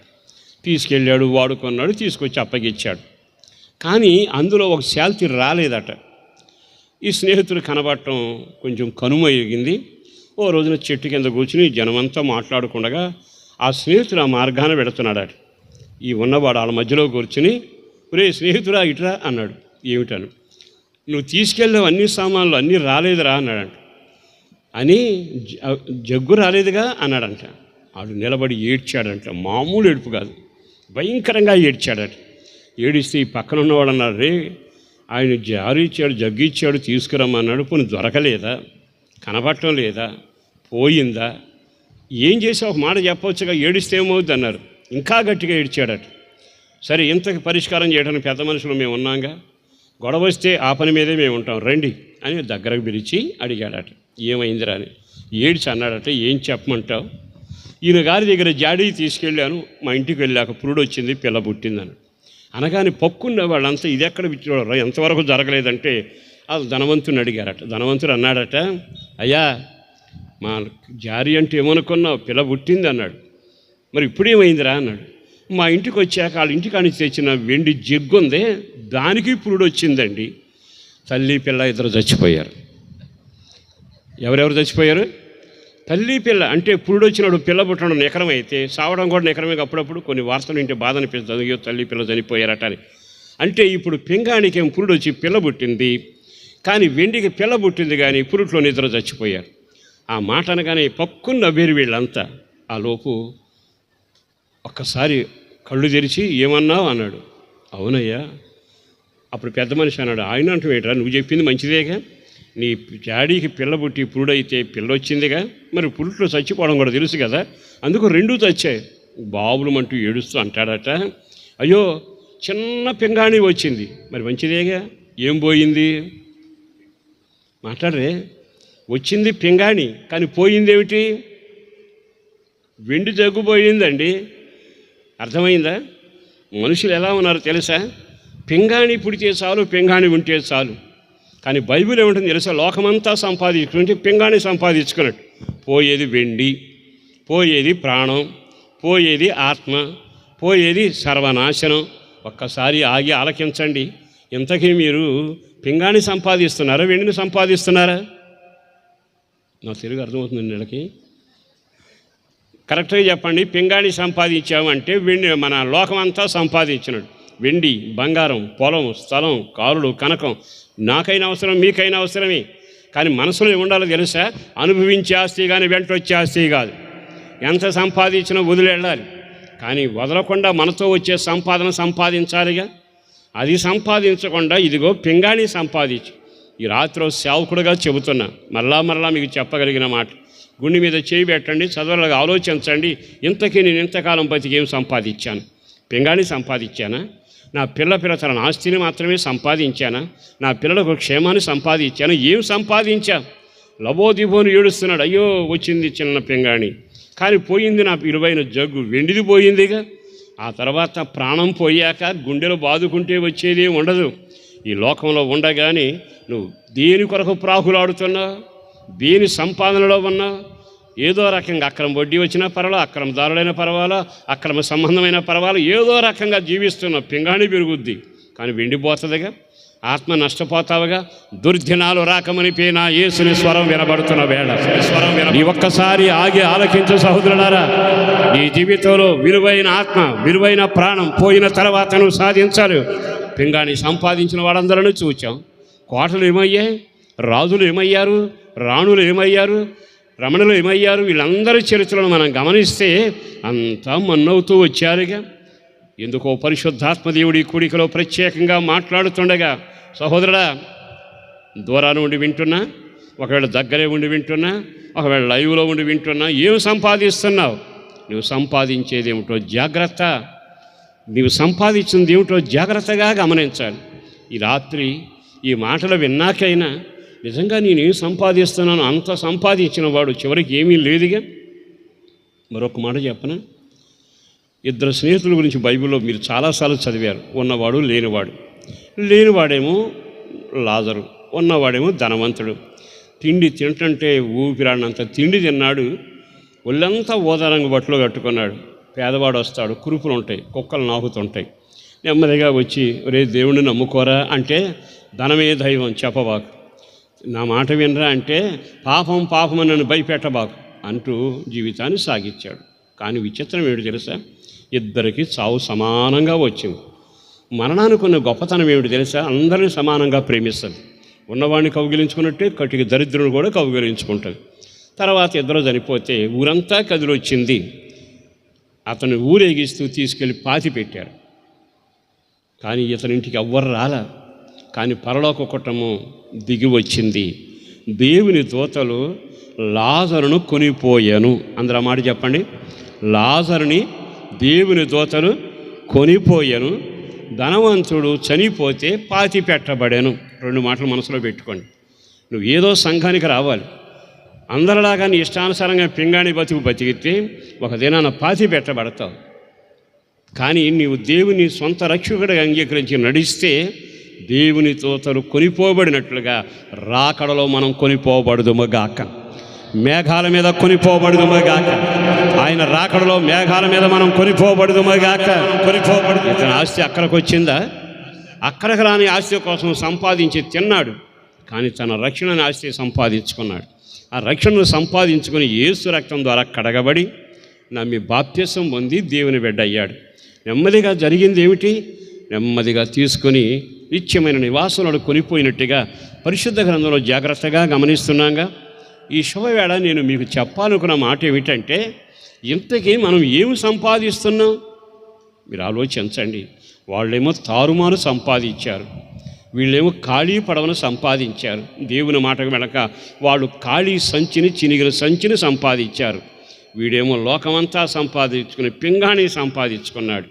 పౌలు మరలా రుస్తున్నాడు, కేక వేస్తున్నాడు. పరిశుద్ధాత్మ శబ్దం వినబడుతుంది. మీరు వాస్తవమైన జీవాన్ని సంపాదించండి. పింగాణి కొరకు మిమ్మల్ని పుట్టించలేదు. కేవలం ఖాళీ పడవతో ఉండడం దేవుని చిత్తం కాదు. చినిగిన సంచిని సంపాదించడం విలువ కాదు. జీవితాన్ని తారుమారు చేసుకోవడం ఆ సంపాదన ముఖ్యమైనది కాదు. పేరు సంపాదన చివరికి జీవితం నాశనం అవుతుందిగా. ఆయన అనే మాట ఏమిటో తెలుసా? ఇకనైనా మీ వ్యక్తిగత జీవితంలో మీరు సంపాదించాల్సిందేమిటో ఈ రాత్రి ఆలోచించాలి. దాని పేరు వాస్తవమైన జీవం. చెప్పండి, ఏ జీవం? అందరూ చెప్పాలి, వాస్తవమైన జీవం. మీకు ఇంకో మాట కూడా చెబుతాను, జాగ్రత్తగా వినండి. యేసు ప్రభుకి ఎంతమంది శిష్యులు? 12 మంది శిష్యులు. అందులో గొప్ప వ్యక్తులు కొంతమంది ఉన్నారు. పేతురేమో దుడుగుగా ఉంటాడు, ముందే మునుగుతుంటాడు. వాళ్ళలో మరొక ప్రముఖుడు ఉంటాడు. దేవుడిచ్చిన సంచిని పట్టుకుని డబ్బులన్నీ అందులో వేసి ఖర్చు పెడతా ఉంటాడు. వీళ్ళిద్దరు గొప్పవాడుగా కనబడతారు. ఓ రోజున ఇస్కరియోతు యోధ దేవుడిచ్చిన ఆధిక్యతను తలపోసుకొని, ఆహా, ఇంతమందికి లేని ఆధిక్యత నాకు ఇచ్చాడే, సొమ్మంతా సంచిలో పడుతుంది, ఖర్చంతా నేను పెడుతున్నాను, దేవుడు ఎంత పెత్తనం ఇచ్చాడు, నమ్మకంగా ఉంటాను అంటే బాగుండేది. అతగాడేమన్నాడు తెలుసా?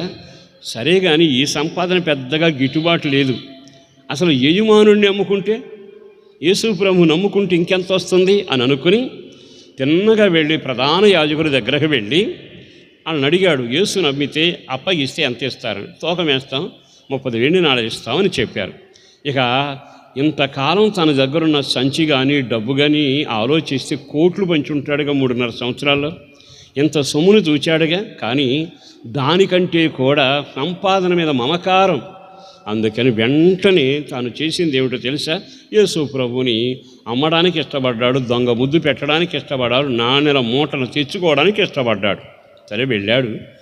ఆ యేసు ప్రభుని అమ్మిన తర్వాత నాణ్యాలు తెచ్చుకుని అక్కడ పెట్టుకున్నాడు. కొరడాలతో కొట్టుతూ తీసుకెళ్తున్నారు. అమ్మో, ఏమిటో నా ప్రాణప్రియుడు ఇంతగా నన్ను ప్రేమించి సంచిచ్చిన వానికి ఇంత ద్రోహం చేశానే అంటూ కొరడా దెబ్బలు కొడతా ఉంటే ఏడ్చుకుంటా వచ్చి డబ్బులు తీసుకొని ఆ ప్రధాన యాజకుని దగ్గరికి వెళ్ళి, అయ్యా, ఈ డబ్బులు మీరు తీసేసుకోండి, నేను తప్పు చేశానన్నాడు. వాళ్ళు ఏమన్నారు తెలుసు? ఆ డబ్బులతో మాకేం పని లేదు, పో, అవతల తీసుకుపో అన్నారు. అతను తీసుకెళ్ళి దేవాలయంలో విసిరేశాడు. కానీ అక్కడ ఉన్న యాజకులు పోగు చేసి, ఈ డబ్బు మనకు అక్కరలా, అక్కడ సమాధుల దొడ్డి కొందామని పొలం కొన్నారు. పొలం కొన్నాక అందులో మనవుల్లోనూ పాతి పెట్టవద్దు, పొరుగులోనూ పాతి పెట్టద్దు, దారిలో చచ్చిన వాళ్ళని, రహదారి వెంట పోయేవాళ్ళని, బాటసారులు అని మొత్తం మీద దానికి సమాధుల దొడ్డి అని, రక్త పొలం అని పేరు పెట్టాడు.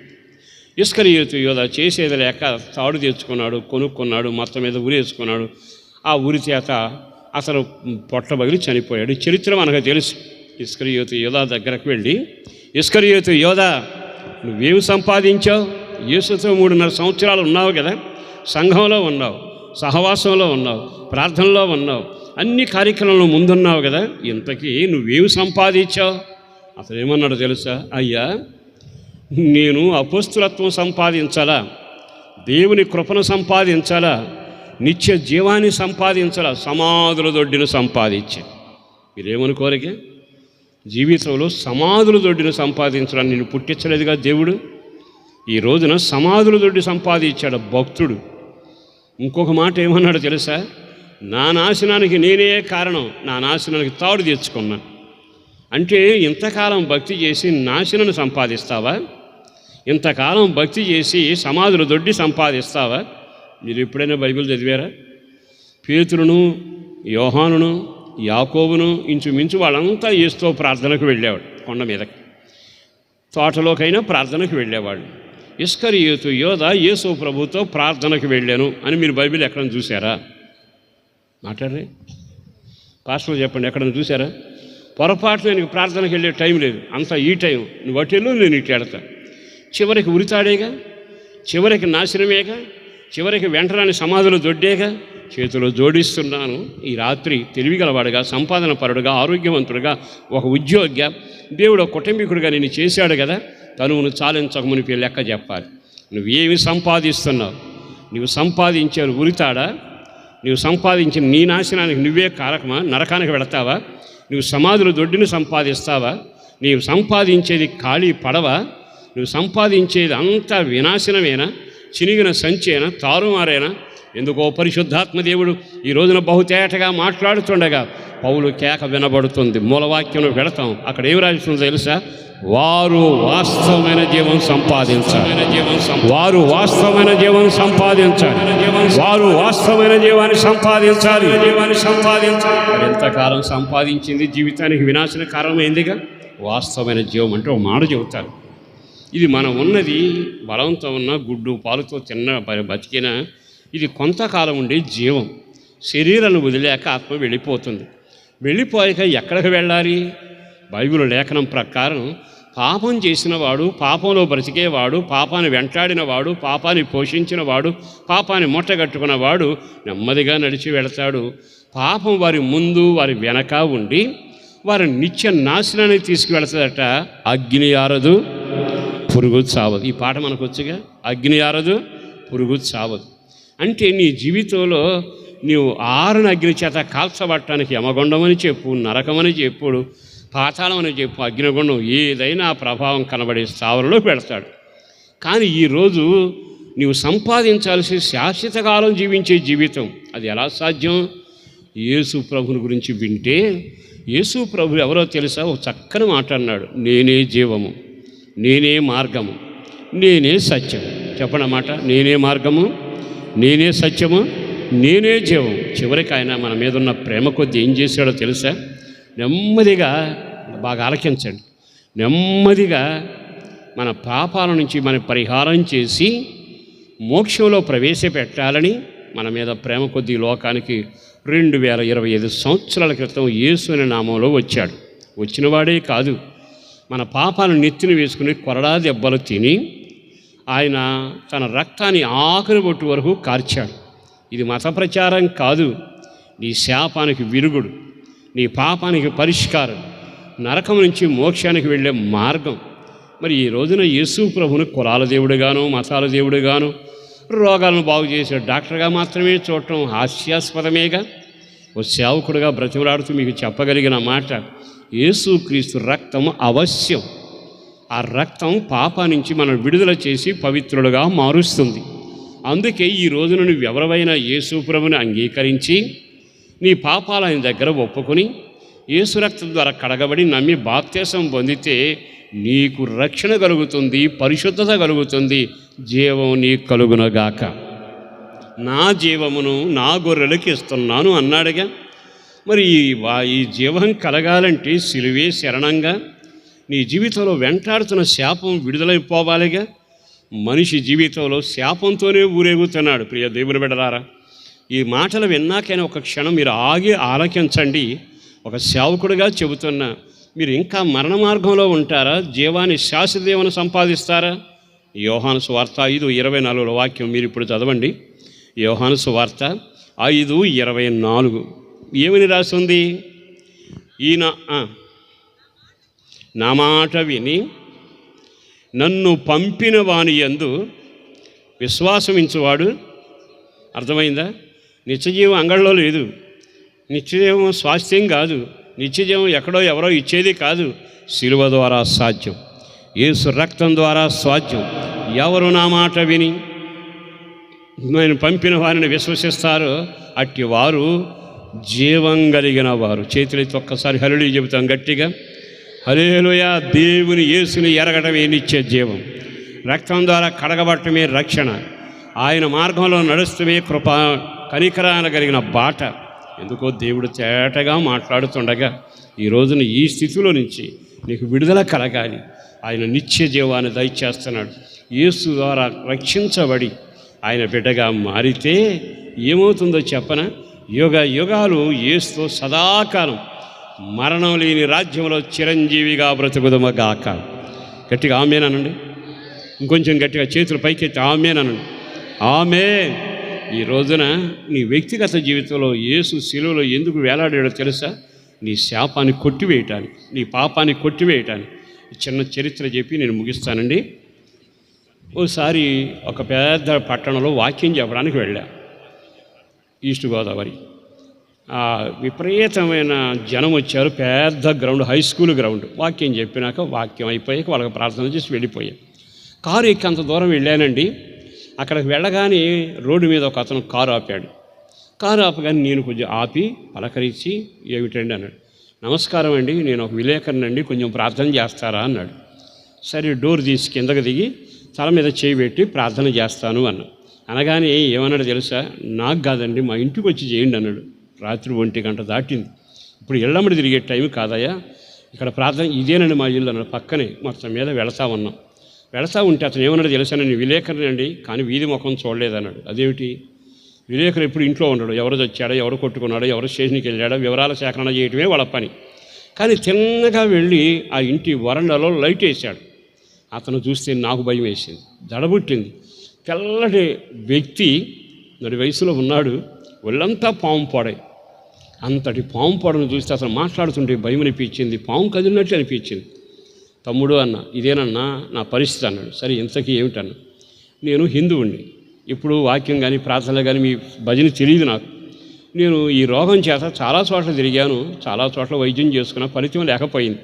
చేసేది లేక బజారు మొహం చూడలేక ఇంటిని పడుకుంటూ ఈ చల్లటి మేడ మీద కూర్చున్నా. మా బిద్దు మీద కూర్చుంటే మీ పాటలు వినబడుతున్న పిల్లలు భలే పాడారు. విన్నాక బాగా పాడారే అనుకుంటూ ఉండగా మీరు లేచి 2 మాటలు చెబుతానని మొదలుపెట్టారు. మొదలు పెడితే నాకెందుకులే ఈ బోధ, మనకు అనవసరమైంది, వాళ్ళు చేసుకుంటారు, నాది నేను చేసుకుంటాను అనుకున్నా. కానీ మీరు మాట్లాడుతుంటే ఈ ఒక్క మాటని వెళ్ళిపోతా, ఈ ఒక్క మాట వెళ్ళిపోతా, ఈ ఒక్క మాటని వెళ్ళిపోతా ప్రసంగం అయ్యి అంతవరకు విన్నాడట. అయిపోయి ఏమన్నాడు తెలుసా? మీరు చెప్పిన దాంట్లో 2 మాటలు నాకు నచ్చాయి అన్నా అన్నాడు. ఏ మాటలు నచ్చాయి అని. అసలు అన్న మాట ఏమిటి తెలుసా? యేసు ప్రభు గురించి ఒక మాట చెప్పారు. ఆయన ఎవరు అంటే ప్రతి శాపమును ఆశీర్వాదకరంగా మార్చగలిగిన వాడు. ఆమేన్. ప్రతి శాపమును ఎలా మార్చగలిగిన వాడు? ఆశీర్వాదకరంగా మార్చగలిగిన. నేను చెప్పిన మాట ద్వితీయోపదేశకాండం 23వ అధ్యాయం 5వ వాక్యంలో 2వ భాగంలో రాయబడింది. ఏమని రాయబడింది? శాపమును ఎలా మార్చగలిగిన వాడు?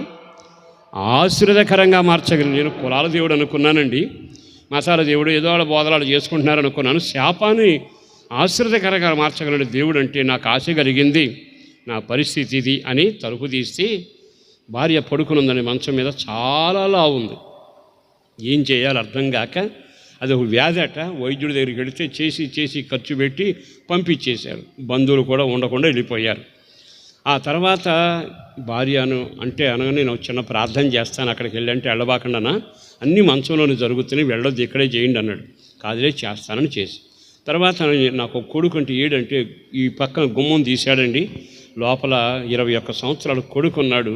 తెల్ల పాలరాతి బొమ్మ, ఒంటి మీద బట్టలు లేవు, ఇనప గొలుసులతో కట్టేశారు.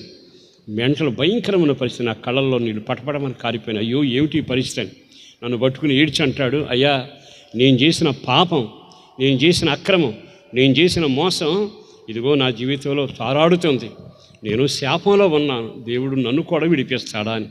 నేను ఒకే మాట చెప్పా. గలతీపత్రికలో ఒక మాట ఉంది, యేసు మన శాపమును ఆశీర్వాదకరంగా మార్చడానికి ఆయన శాపగ్రాహి ఆయను. నెమ్మదిగా ప్రార్థన చేశాను.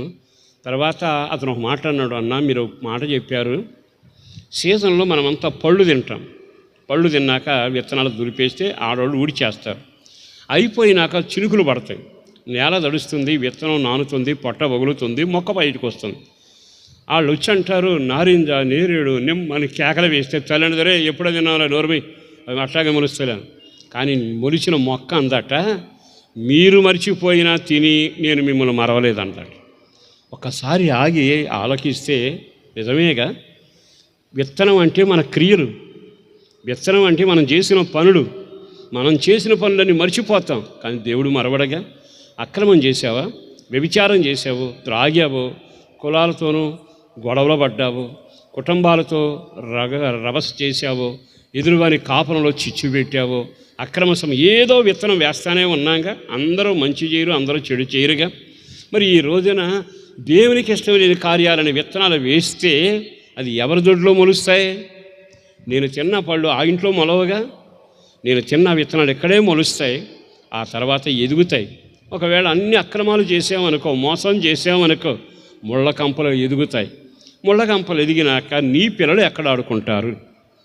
నీ పిల్లలు నీ వాకిట్లో ఆడుకుంటారా, వీళ్ళ వాకిట్లో ఆడుకుంటారా? అంటే నీ పిల్లలకి దీవెన తెచ్చావా, ముళ్ళ కంప తెచ్చావా? ఒళ్ళు నాది, సొమ్ము నాది, నా ఇష్టం అని విచ్చలవిడిగా తిరగబాకు. కారణం ఏమిటో తెలుసా? మీరు చేసింది మీ పిల్లల మీదకి రాబోతుంది. అక్రమాలన్నీ చేసి, మోసాలన్నీ చేసి, కలిసి వస్తుందని 5 ఏళ్ళ ఉంగరాలు పెట్టుకుని ఊరేగితే, విత్తిన విత్తనం మొలకెత్తితే అది తుమ్మ మొక్క అయితే, అట్లాడి 10 రకాల మోసం చేస్తే, అంత కంప పెరిగాక నీ పిల్లలు ఎక్కడుంటారు? కొన్నిసార్లు భయంకర రోగంతో తల్లిదండ్రులు చచ్చిపోతారు. పెద్దలు ఏమంటారు తెలుసా? వాడికి చెప్పినా వినలేదండి, వాళ్ళిద్దరు బాగానే చచ్చారు, అభంశోభం ఎరగని పిల్లలు బలైపోయారు. దండం పెట్టి చెప్పన, మీ పిల్లలకు కృప సంపాదించండి, దీవెన సంపాదించండి, భక్తిని సంపాదించండి, క్షేమాన్ని సంపాదించండి, సంతోషాన్ని సంపాదించండి. మీ వలన మీ పిల్లలకు శాపం రాకూడదు, మీ వలన మీ పిల్లలకు కన్నీళ్లు రాకూడదు, మీ కంప వాళ్ళ నెత్తి మీద పడకూడదు. ఒక తండ్రిగా కన్న తరువాత నీ వ్యక్తిగతంగా నీ పిల్లలకు నువ్వేం సంపాదిస్తున్నా? నాశనం సంపాదించావా? ముళ్ళ కంప సంపాదించావా? ఏం సంపాదించావు? ఈరోజైనా ఈ మాటలు విన్నాకైనా ఒక్క క్షణం ఆగి మన జీవితంలో ఏం సంపాదిస్తున్నావు? ఏడ్చాడు. నేను నన్ను ప్రార్థన చేస్తాను. యేసు ప్రభు రక్తం గొప్పది. యేసు ప్రభు రక్తం కడుగుతుంది, పరిశుద్ధపరుస్తుంది, జీవితాన్ని దీవెనకరంగా మారుస్తుంది. ఈ రోజున నువ్వేం సంపాదించావో, పిల్లలకు ఏం సంపాదిస్తున్నావు? ఒక్క క్షణం ఆగి ఆలకిస్తే మంచిది. నువ్వు అనుకోవచ్చు, నా ఇష్టానుసారంగా నేను జీవిస్తున్నాను అని అనుకోవడం కంటే కూడా మనం ఏమి సంపాదిస్తున్నాం? శాపాన్ని సంపాదించాడు, తర్వాత ఏడ్చాడు, ప్రార్థన చేస్తాను అని వెళ్ళిపోయా. తర్వాత ఏం జరిగిందో తెలుసా? నేను ఉంటున్న హనుమాన్ జంక్షన్లో కొన్ని సంవత్సరాలుగా సంపూర్ణ రాత్రి ప్రార్థన ప్రారంభించి కొనసాగుతూ ఉంది. అయితే చిత్రం ఏమిటంటే, ఆ రోజున బాగా ఆలకించండి, అర్ధరాత్రి వేళ వాక్యం చెప్పి సంపూర్ణ రాత్రి ప్రార్థనలో రోగులు వస్తే ప్రార్థన చేస్తాక నిలబడితే పరుగున వచ్చి నన్ను ఇతను గట్టిగా పట్టుకున్నాడు. ఎవరు నువ్వు అన్నట్టుగా చూస్తే అతను అంటాడు, అన్న గుర్తుపట్టలేదా? చొక్కాయి తీసి చూపించాడు. ఒకప్పుడు ఒళ్ళంతా పాము పొడ, ఇప్పుడు దేవుడు నన్ను ముట్టి స్వస్థపరిచాడు. ఆ మాట విన్నాక నాకు ఆనందం అనిపించింది. సరే, ఇంతకీ నీ భార్య ఎట్లా ఉంది అన్న. పక్కన నిలబడి చూస్తే ఒరుగు సన్నగా పొట్టిగా ఉంది. ఏమైంది అన్న? మా పాపాలు ఒప్పుకోమని చెప్పారు. ఆయన యేసు ప్రభు దగ్గర ఒప్పుకున్నాను, నీ రక్తం ద్వారా కడగమని ఏడ్చాను, పాపాలను క్షమించాడు, నన్ను కనికరించాడు. వారానికి కన్ను తెరిచింది, ఒక వారానికి తన పని చేసుకుంది, 3వ వారానికి అంత వంట చేసి పెట్టింది. నీ కొడుకు రాలేదా అన్న? వాడు ఇన్షర్ట్ చేసుకుని ఉన్నాడు ఇక్కడ. మరి ఆ యొక్క మెంటలు ఏమైపోయింది? ఇనప గొలుసులు ఏమైపోయాయి? నేను చేయలేదుగా. నా దేవుని రక్తం చేయగలిగింది, నా యేసు శిలువ చేయగలిగింది, నా దేవుని కృప చేయగలిగింది, నా దేవుని వాక్కు శక్తిగల కార్యాలు చేయగలిగింది. రాత్రి ఈ మాటలు వింటున్న ప్రియ దేవుని వెడలారా, వ్యక్తిగతంగా నువ్వు సంపాదించాల్సింది యేసు రక్తం ద్వారా వాస్తవమైన జీవాన్ని సంపాదించాలి. చెయ్యి తామేనండి. ఆమేన్. ఈ జీవం శాశ్వత కాలం నిత్యరాజ్యంలో తీసుకుని వెళతాం. నిన్ను నరకానికి ఇడ్చుకు వెళ్ళదు. కాలిపోయే అనుభవంలో మరొకటి అనుభవానికి రాదు. రెండోది, వాస్తవ జీవం అంటే నిత్య జీవము. ఆ నిత్య జీవం యేసులోనే ఉంది, యేసు మాటలోనే ఉంది, యేసు బాటలోనే ఉంది, యేసు రక్తంలోనే ఉంది, యేసు శిలువలోనే ఉంది. మత ప్రచారం కాదు, బాగుపడే దారి. ఈరోజు నువ్వు ఎవరివైనా సరే నా ఇష్టానుసారంగా వెళతానంటే నరకానికి తలుపులు తీసే ఉంటాయి. లేదు, ఆ యుగాలు కాలిపోయే జీవితం నుంచి నిత్య జీవాన్ని సంపాదించాలంటే ఏసే శరణం, ఏసే అవశ్యం, సిలువే దారి. ఇంకో మాట చెప్పను, నువ్వు సంపాదించాల్సింది వాస్తవమైన జీవం. రెండోది, మనం ఈ దేహంలో ఉంటున్నాం కదా, చిన్నప్పుడు ఎంత మెరిసిందో పాలబొగ్గలతో, తర్వాత వయసు వచ్చింది, వంకరతనం పోయింది, అందంగా తయారయ్యాం, బాగానే ఉంది. కానీ ఈ శరీరం కొంతకాలమే ఉంటుంది. ప్రారంభం మెరుస్తుంటుంది, ముగింపు వచ్చేటకి చెదబట్టిన తాటేకిలులాగా పొడి రాలిపోతుంది. పళ్ళు కాస్త ఊడిపోతాయి, కళ్ళు కాస్త కనపడవు, నెత్తి మీద జుట్టు ఉండదు, పరిస్థితులన్నీ మారిపోతాయి. అయితే ఇదంతా అయినాక ఈ శరీరాన్ని వదలాలి. వదిలితే మట్టిగా వెళుతుంది, ఆ మట్టి కాస్త భూమిలో కలిసిపోతుంది. నేను ఒక మాట చెప్పనా? ఈరోజు ఎందుకో పరిశుద్ధాత్మ దేవుడు చాలా తేటగా చెబుతున్న ఈ వేళ ఈ వాక్యాన్ని మీరు గమనించాలి. అదేమిటి అంటే, ఆ గుడారం అంటే ఈ శరీరం శిథిలమైపోయింది, కానీ ఆత్మ చావలేదుగా. ప్రభువుని నమ్ముకున్న వారికి బైబిల్ ఒక వాక్యం, ఫిలిప్పీ పత్రిక 3వ అధ్యాయం ఆఖరిలో రాశాడు. ఏమని రాశాడో తెలుసా? ఈ దీన శరీరమును తన మహిమ కలిగిన శరీరానికి సమరూపంగా మార్చగలిగిన వాడు. ఆమేనండి. అంటే ఈ శరీరం పోతుంది, దేవుడు ఏ శరీరంతో ఉన్నాడో ఆ పునరుద్ధాన శరీరం మనం పొందబోతున్నాం. విశ్వసించిన వాళ్ళు ఆమేన్ అంటారా? గట్టిగా చెప్పండి, ఆమేన్. అంటే నీ జీవితంలో నువ్వు సంపాదించాల్సిన మొదటి రక్షణ నిత్య జీవం, రెండవది మహిమ కలిగిన దేహాన్ని సంపాదించాలి, పునరుద్ధాన దేహాన్ని సంపాదించాలి, పునరుద్ధాన శక్తిని సంపాదించాలి, పునరుద్ధాన అనుభవాన్ని సంపాదించాలి. మూడో మాట చెప్పన, ఇక్కడ ఉండే ఇళ్ళు కొంతకాలమే ఉంటాయి. కాలం దొరుకుతుంది, భూమి మండుతుంది, ఆకాశం చుట్టబడుతుంది, సముద్రాలు ఆరిపోతాయి, అంతా మారిపోతుంది. కానీ పునాదుల పట్టణం ఒకటి ఉంది, దాని పేరు నూతన యెరూషలేం. అది పట్టణం. ఈ చిత్రం ఏంటి తెలుసా? ఇక్కడ నివాసాలన్నీ కాలిపోయినా మనల్ని ఆయన తీసుకెడతాడు. ఏమని? నేనుండు చోటున మీరును ఉండులాగన నేను మిమ్మల్ని తీసుకుని వెళతాను. నీకు అక్కడ పట్టణంలో ఒక నివాసం ఉంది, పరలోకంలో ఒక నివాసం సంపాదించుదమగాక. నేను మరలా చెబుతాను, ఆమేనని చెప్పండి. రక్షణను సంపాదించుదవగాక, నిత్య జీవాన్ని సంపాదించుదవగాక, మట్టి శరీరం పోయాక మహిమ దేహం సంపాదించుదవగాక, అన్నిటికంటే పరలోకంలో ఒక నివాసాన్ని సంపాదించుదవగాక. మరి సంపాదిస్తున్నావా? ఈ సంపాదన మీద నీకు ఆలోచన ఉందా? ఇదంతా ఎవడ చూడొచ్చాడని పాకులాడటం, తినడం, వండుకోవడం, తినడం, ఇదే జీవితం అనుకుంటే నష్టపోతావుగా. దుర్దినాలు రాకమునిపే పౌలు అంటాడు, నీ సంఘానికి చెప్పు వాస్తవమైన జీవాన్ని సంపాదించాలి. నీ సంఘానికి చెప్పు, రాబోయే కాలం ఒకటి ఉంది, కాలం అంతా దొరుకుతుంది, చరిత్ర అంతా మారుతుంది, భయంకరమైన పరిస్థితులు వస్తాయి, రాకడ గుర్తులు కనపడుతున్నాయి, దేశ వార్తల్లో యుద్ధాల సమాచారం వినబడుతుంది, కరువులు వస్తున్నాయి, భయంకరమైన వర్షాలు పడుతున్నాయి, భూమి మండుతుంది, నెరగొడతా ఉంది. చరిత్రలో అన్ని ఆధారాలు మనకు కనబడుతుండగా రేపో మాపో యేసు వస్తాడు ఖచ్చితం. కానీ ఆయన రాకడ ముందే నీవు సిద్ధపడితే మేఘాల మీద మనం కొనిపోబడుదుమగాక. ఆ తర్వాత అసలైన లోకం ఒకటి ఉంటుంది, అది రాబోతున్న లోకం, అది రాబోతున్న కాలం. యుగ యుగాలు ప్రభు సన్నిధిలో ఉంటాం. తెలివిగలవాడవైతే నీవు చాలాసార్లు ఇన్సూరెన్స్ని నమ్ముతావు. అంటే వాడు చెప్పిన మాట్లాడు తెలుసా? నీ ఉన్నంత కాలం క్షమహాళ్ళు నువ్వు చచ్చిపోయావనుకో, మీ ఇంట్లోకి 6 లక్షలు వస్తాయి. అంటే అర్థం ఏమిటి? ఆ లైసెన్స్ ఇన్సూరెన్స్ మీద నమ్మకం ఏంటి తెలుసా? మనం చస్తే వస్తాయని. కానీ సత్యవార్త ఇది కాదు. బతికొండగానే జీవం కలుగుద్ది, బతికొండగానే నిత్య నివాసంలో చేరతావు.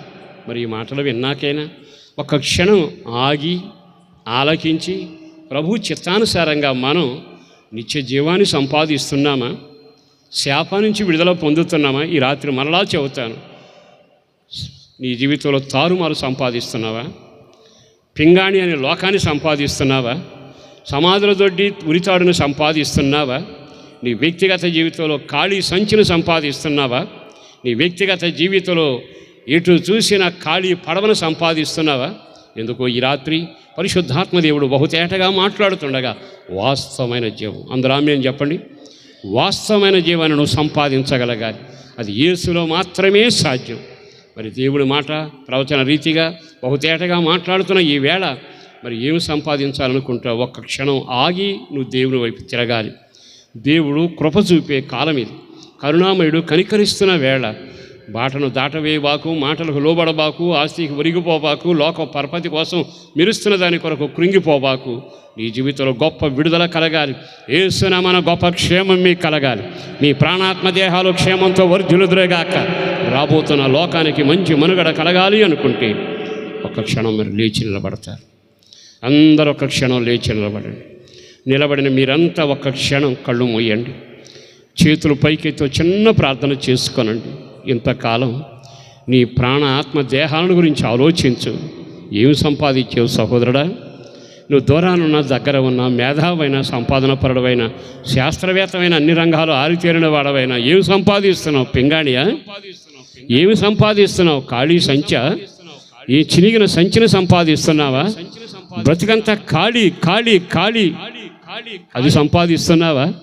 జీవితం అంతా తారుమారు తారుమారు తారుమారు అది సంపాదిస్తున్నావా? ఎందుకో నా దేవుడు బహుతేటగా మాట్లాడుతుండగా ఈ మట్టి శరీరానికి మహిమ శరీరం సంపాదించాలి, నిత్యత్వానికి రక్షణ శాశ్వతదేవం సంపాదించాలి. నీ జీవితంలో పరలోకంలో ఒక నివాసం నీవు సంపాదించగలగాలి. మాయమవుతున్న ఈ లోకంలో నుంచి నిత్యత్వంలో నీవు అడుగు పెట్టగలగాలి.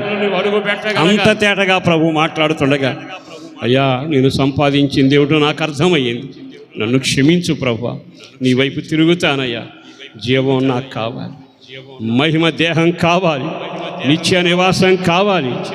నీ గ్రంథంలో నా పేరు ఉండాలి, పరలోక నివాసంలో నీ పాదాల దగ్గర నేను ఉండాలి. అది నేను సంపాదించాలయ్యా. అదిగో దేవుడు ఇంకా నీ వైపు కృప చూపుతూ చేతులు చాపుతున్నాడు. ఆయన దయామయుడే నిలబడుతున్నాడు, నిన్ను కనికరించాలని ఆరాటపడుతున్నాడు. నువ్వెవరైనా సరే సమయం జారిపోకుండా, సమయం దాటిపోకుండా, ప్రాణం పోకమునిపే నా యేసు వైపు తిరగండి. ఆయన ప్రేమామయుడు, ఆయన కృపానిధి, ఆయన నీకు మేలు చేయగలిగిన వాడు, ఆయన రక్షణకర్తగా ఉంటున్నాడు. బలమైన కార్యాలు చేయబోతున్న వేళ ఆయన ప్రేమను తలపోసుకుంటావా? ఆయన జీవం నీ కొరకు సిద్ధపరచబడింది. ఒక్క క్షణం ఆయన వైపు తిరిగి, ప్రభువా నీవు లేకపోతే ఈ లోకం నేను బ్రతకలేనయ్యా, నీవే నా జీవం, నీవే నా సర్వస్వం అంటూ సిలువలో వేలాడిన యేసు వైపు తేరి చూద్దాం. సిలువలో వేలాడిన యేసు వైపు తేరి చూద్దాం. కృపానిధి, కృపానిధి, కృపానిధి ఆయన కార్యం చేయబోతున్న వేళ స్వస్థతే కాదు, ఆరోగ్యమే కాదు, అభివృద్ధే కాదు, జ్ఞానమే కాదు, ఉద్యోగమే కాదు, ఆస్తులు మాత్రమే కాదు, నిత్య జీవాన్ని ఇవ్వగలిగిన వాడు ఆయన. ఆయన పేరు నజరేయుడైన యేసు. నీ కొరకు కొరడా దెబ్బలు తిన్నవాడు ఆయన, నీ భారాన్ని మోసిన వాడు ఆయనే, నీ కొరకు రక్తం చిందించిన వాడు ఆయనే, నీ పాపాల భుజాన మీద మోసిన వాడు ఆయన. ఆయన సిలువలో నిలబడి వేలాడుతూ నీ వైపు చేతులు చాపుతున్న వేళ ఒక్క క్షణం ఆయన చూద్దామా? జీవితాన్ని ఆయన చేతిలో పెట్టడానికి ఇష్టపడుతున్నావా? ఏమి సంపాదిస్తున్నావు? ఏమి సంపాదిస్తున్నావు? ఏమి సంపాదిస్తున్నావు? ఏమి సంపాదిస్తున్నావు? ఒక్క క్షణం. సిలువలో, ఆ సిలువలో, ఆ ఘోర కల్వరిలో, తులువల మధ్యలో ప్రేలాడిన యేసయ్యా, వెలియైన యేసయ్యా, బలియైన యేసయ్యా, నిలువెల్ల నలిగితివా, నీవెంతో అలసితివా. సిలువలో, ఆ సిలువలో, ఆ ఘోర కల్వరిలో, తులువల మధ్యలో వేలాడిన యేసయ్యా, నేరము చేయని నీవు ఈ ఘోర పాపి కొరకు భారమైన సిలువా మోయలేక మోసావు, నేరము చేయని నీవు ఈ ఘోర పాపి కొరకు భారమైన సిలువా మోయలేక మోసావు, కొరడాలు చెల్లని చీల్చెనే నీ సుందర దేహమునే, కొరడాలు చెల్లని చీల్చెనే నీ సుందర దేహమునే, తడిపెను నీ తనునే రుధిరంబుదారలే, తడిపెను నీ తనునే రుధిరంబుదారలే, వెలియైన యేసయ్యా, బలియైన యేసయ్యా, నలిగితివా, నీవెంతో అలసితివా. సిలువలో, ఆ సిలువలో ఆ ఘోర కల్వరిలో తులువల మధ్యలో వేలాడిన యేసయ్యా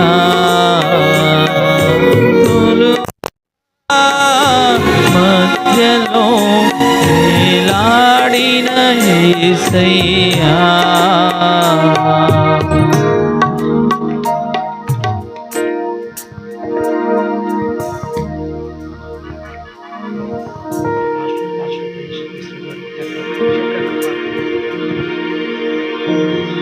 పాస్టర్ ఫెలోషిప్ ప్రెసిడెంట్ షెడ్రిక్ గారు ముందుకొచ్చి ప్రార్థన చేస్తారు. అందరూ అలాగే కదులు మూయండి. విలువైన మాటలు దేవుని సేవకుల ద్వారా మనం విన్నాం. షడ్రకయ్య గారు ప్రార్థన చేస్తుండగా ప్రార్థనలో ఏకీభవించుదాం. ప్రార్థన. Praise the Lord. Hallelujah, hallelujah, hallelujah, hallelujah. పరిశుద్ధుడైన మా తండ్రి, మీ ఘనమైన నామం పేరిట మా ప్రభువా, ఈ రాత్రి వేళ మా ప్రభువా మీ దాసులను దివ్యమైన వాక్కుల ద్వారా మీ శ్రేష్టమైన మాటలు మీ దాసుని ముఖాంతరంలో నుండి మీ శ్రేష్టమైన మాటల ద్వారా మా ప్రభువా నీ ప్రజలెల్లరితో కూడా మీరు మాట్లాడినందుకు స్తోత్రాలు చెల్లిస్తున్నా. ఈ రాత్రి వేళ ఏమి పోగొట్టుకున్నామో తండ్రి, నీ సన్నిధిలో ఏమి సంపాదించాలో మీ ద్వారా కలిగిన రక్షణ కార్యమును కన్నులారా చూడటానికి ప్రభువా, మీ ద్వారా కలిగిన ప్రత్యక్షతను పొందటానికి మీ కృప తండ్రి తేటగా ఈ రాత్రి మీ దాసుని ద్వారా మీరు మాట్లాడినందుకు స్తోత్రాలు తండ్రి. తండ్రి, ఈ ప్రాంత ప్రజలందరికీ మీ రక్షణ సువర్తమానము, నీ దివ్యమైన వాక్కులు మీ దాసుని నోట నుండి బయలుపరిచిన ప్రతి మాట వారి హృదయాలలో నీరు కట్టి ఫలింపచేయమని ప్రార్థిస్తున్నాను. ఆత్మ సంబంధమైన దేవుని ఆత్మ ద్వారా వారింకను నడిపించబడుటకు, రక్షింపబడిన అనుభవంలోనికి నడిపించబడటానికి మీ కృప దయచేయమని ప్రార్థిస్తున్నాను. దైవ సంబంధమైన మీ కృపా కనికరము వారి జీవితాలలో పొందటానికి మీ కృప దయచేయమని ప్రార్థిస్తున్నాను. ఈ రాత్రి వేళ, ఈ 2 రాత్రులు అద్భుతమైన సభలుగా మా తండ్రి మీ దాసులను మీరు మీ సిలువ చాటున మరుగుపరిచి వాడుకున్నందుకు స్తోత్రాలు తండ్రి. స్టీవెన్ గారు వారి కుటుంబాన్ని మీరు దీవించండి, ఆస్వాదించండి. సంఘమును, సంఘ పరిచర్యను ఆస్వాదించండి. వాక్యం అందించిన మీ దాసులను ఆశీర్వదించండి. అనేక ప్రాంతాలలో ప్రభువా మీరు ఇంకా బలముగా వాడుకోండి. ప్రభువా మీ ఉన్నతమైన కృపను దయచేయండి. కావలసిన ఆరోగ్యము, దీవెన, దీర్ఘాయుష్యు యేసుక్రీస్తు నామములో కలుగునుగాక. వారితో ఉన్న దైవజనులెల్లరినీ దీవించండి. ప్రభువా మీ కృపలో వర్ధిల్లింపచేయమని ప్రార్థిస్తున్నాను. మీ ఉన్నతమైన కృపకై వందనాలు. పట్టణంలో ఉన్న యునైటెడ్ పాస్టర్ ఫెలోషిప్ని మీరు మరొకసారి దీవించండి. హాజరైన దైవజనులను, చేరొచ్చిన సహోదరి సహోదరులను మీ కృపలో ఆశీర్వాదకరంగా చేయండి. ఈ స్థలమందు ఎన్నబడిన వాక్యం వారి హృదయాలలో పనిచేయటానికి, ఆత్మ సంబంధమైన కృప పొందటానికి కృప దయచేసి నడిపించి మీ నామమునకు మహిమయు ఘనతయు ప్రభావాలు తెచ్చుకొని మీరు మాత్రమే మహిమ పొందమని వందనాలు చెల్లిస్తూ నీ కృపనే కోరుతూ యేసు నామములో ప్రార్థించి వేడుకుంటున్నాము తండ్రి. ఆమేన్. మంచిది.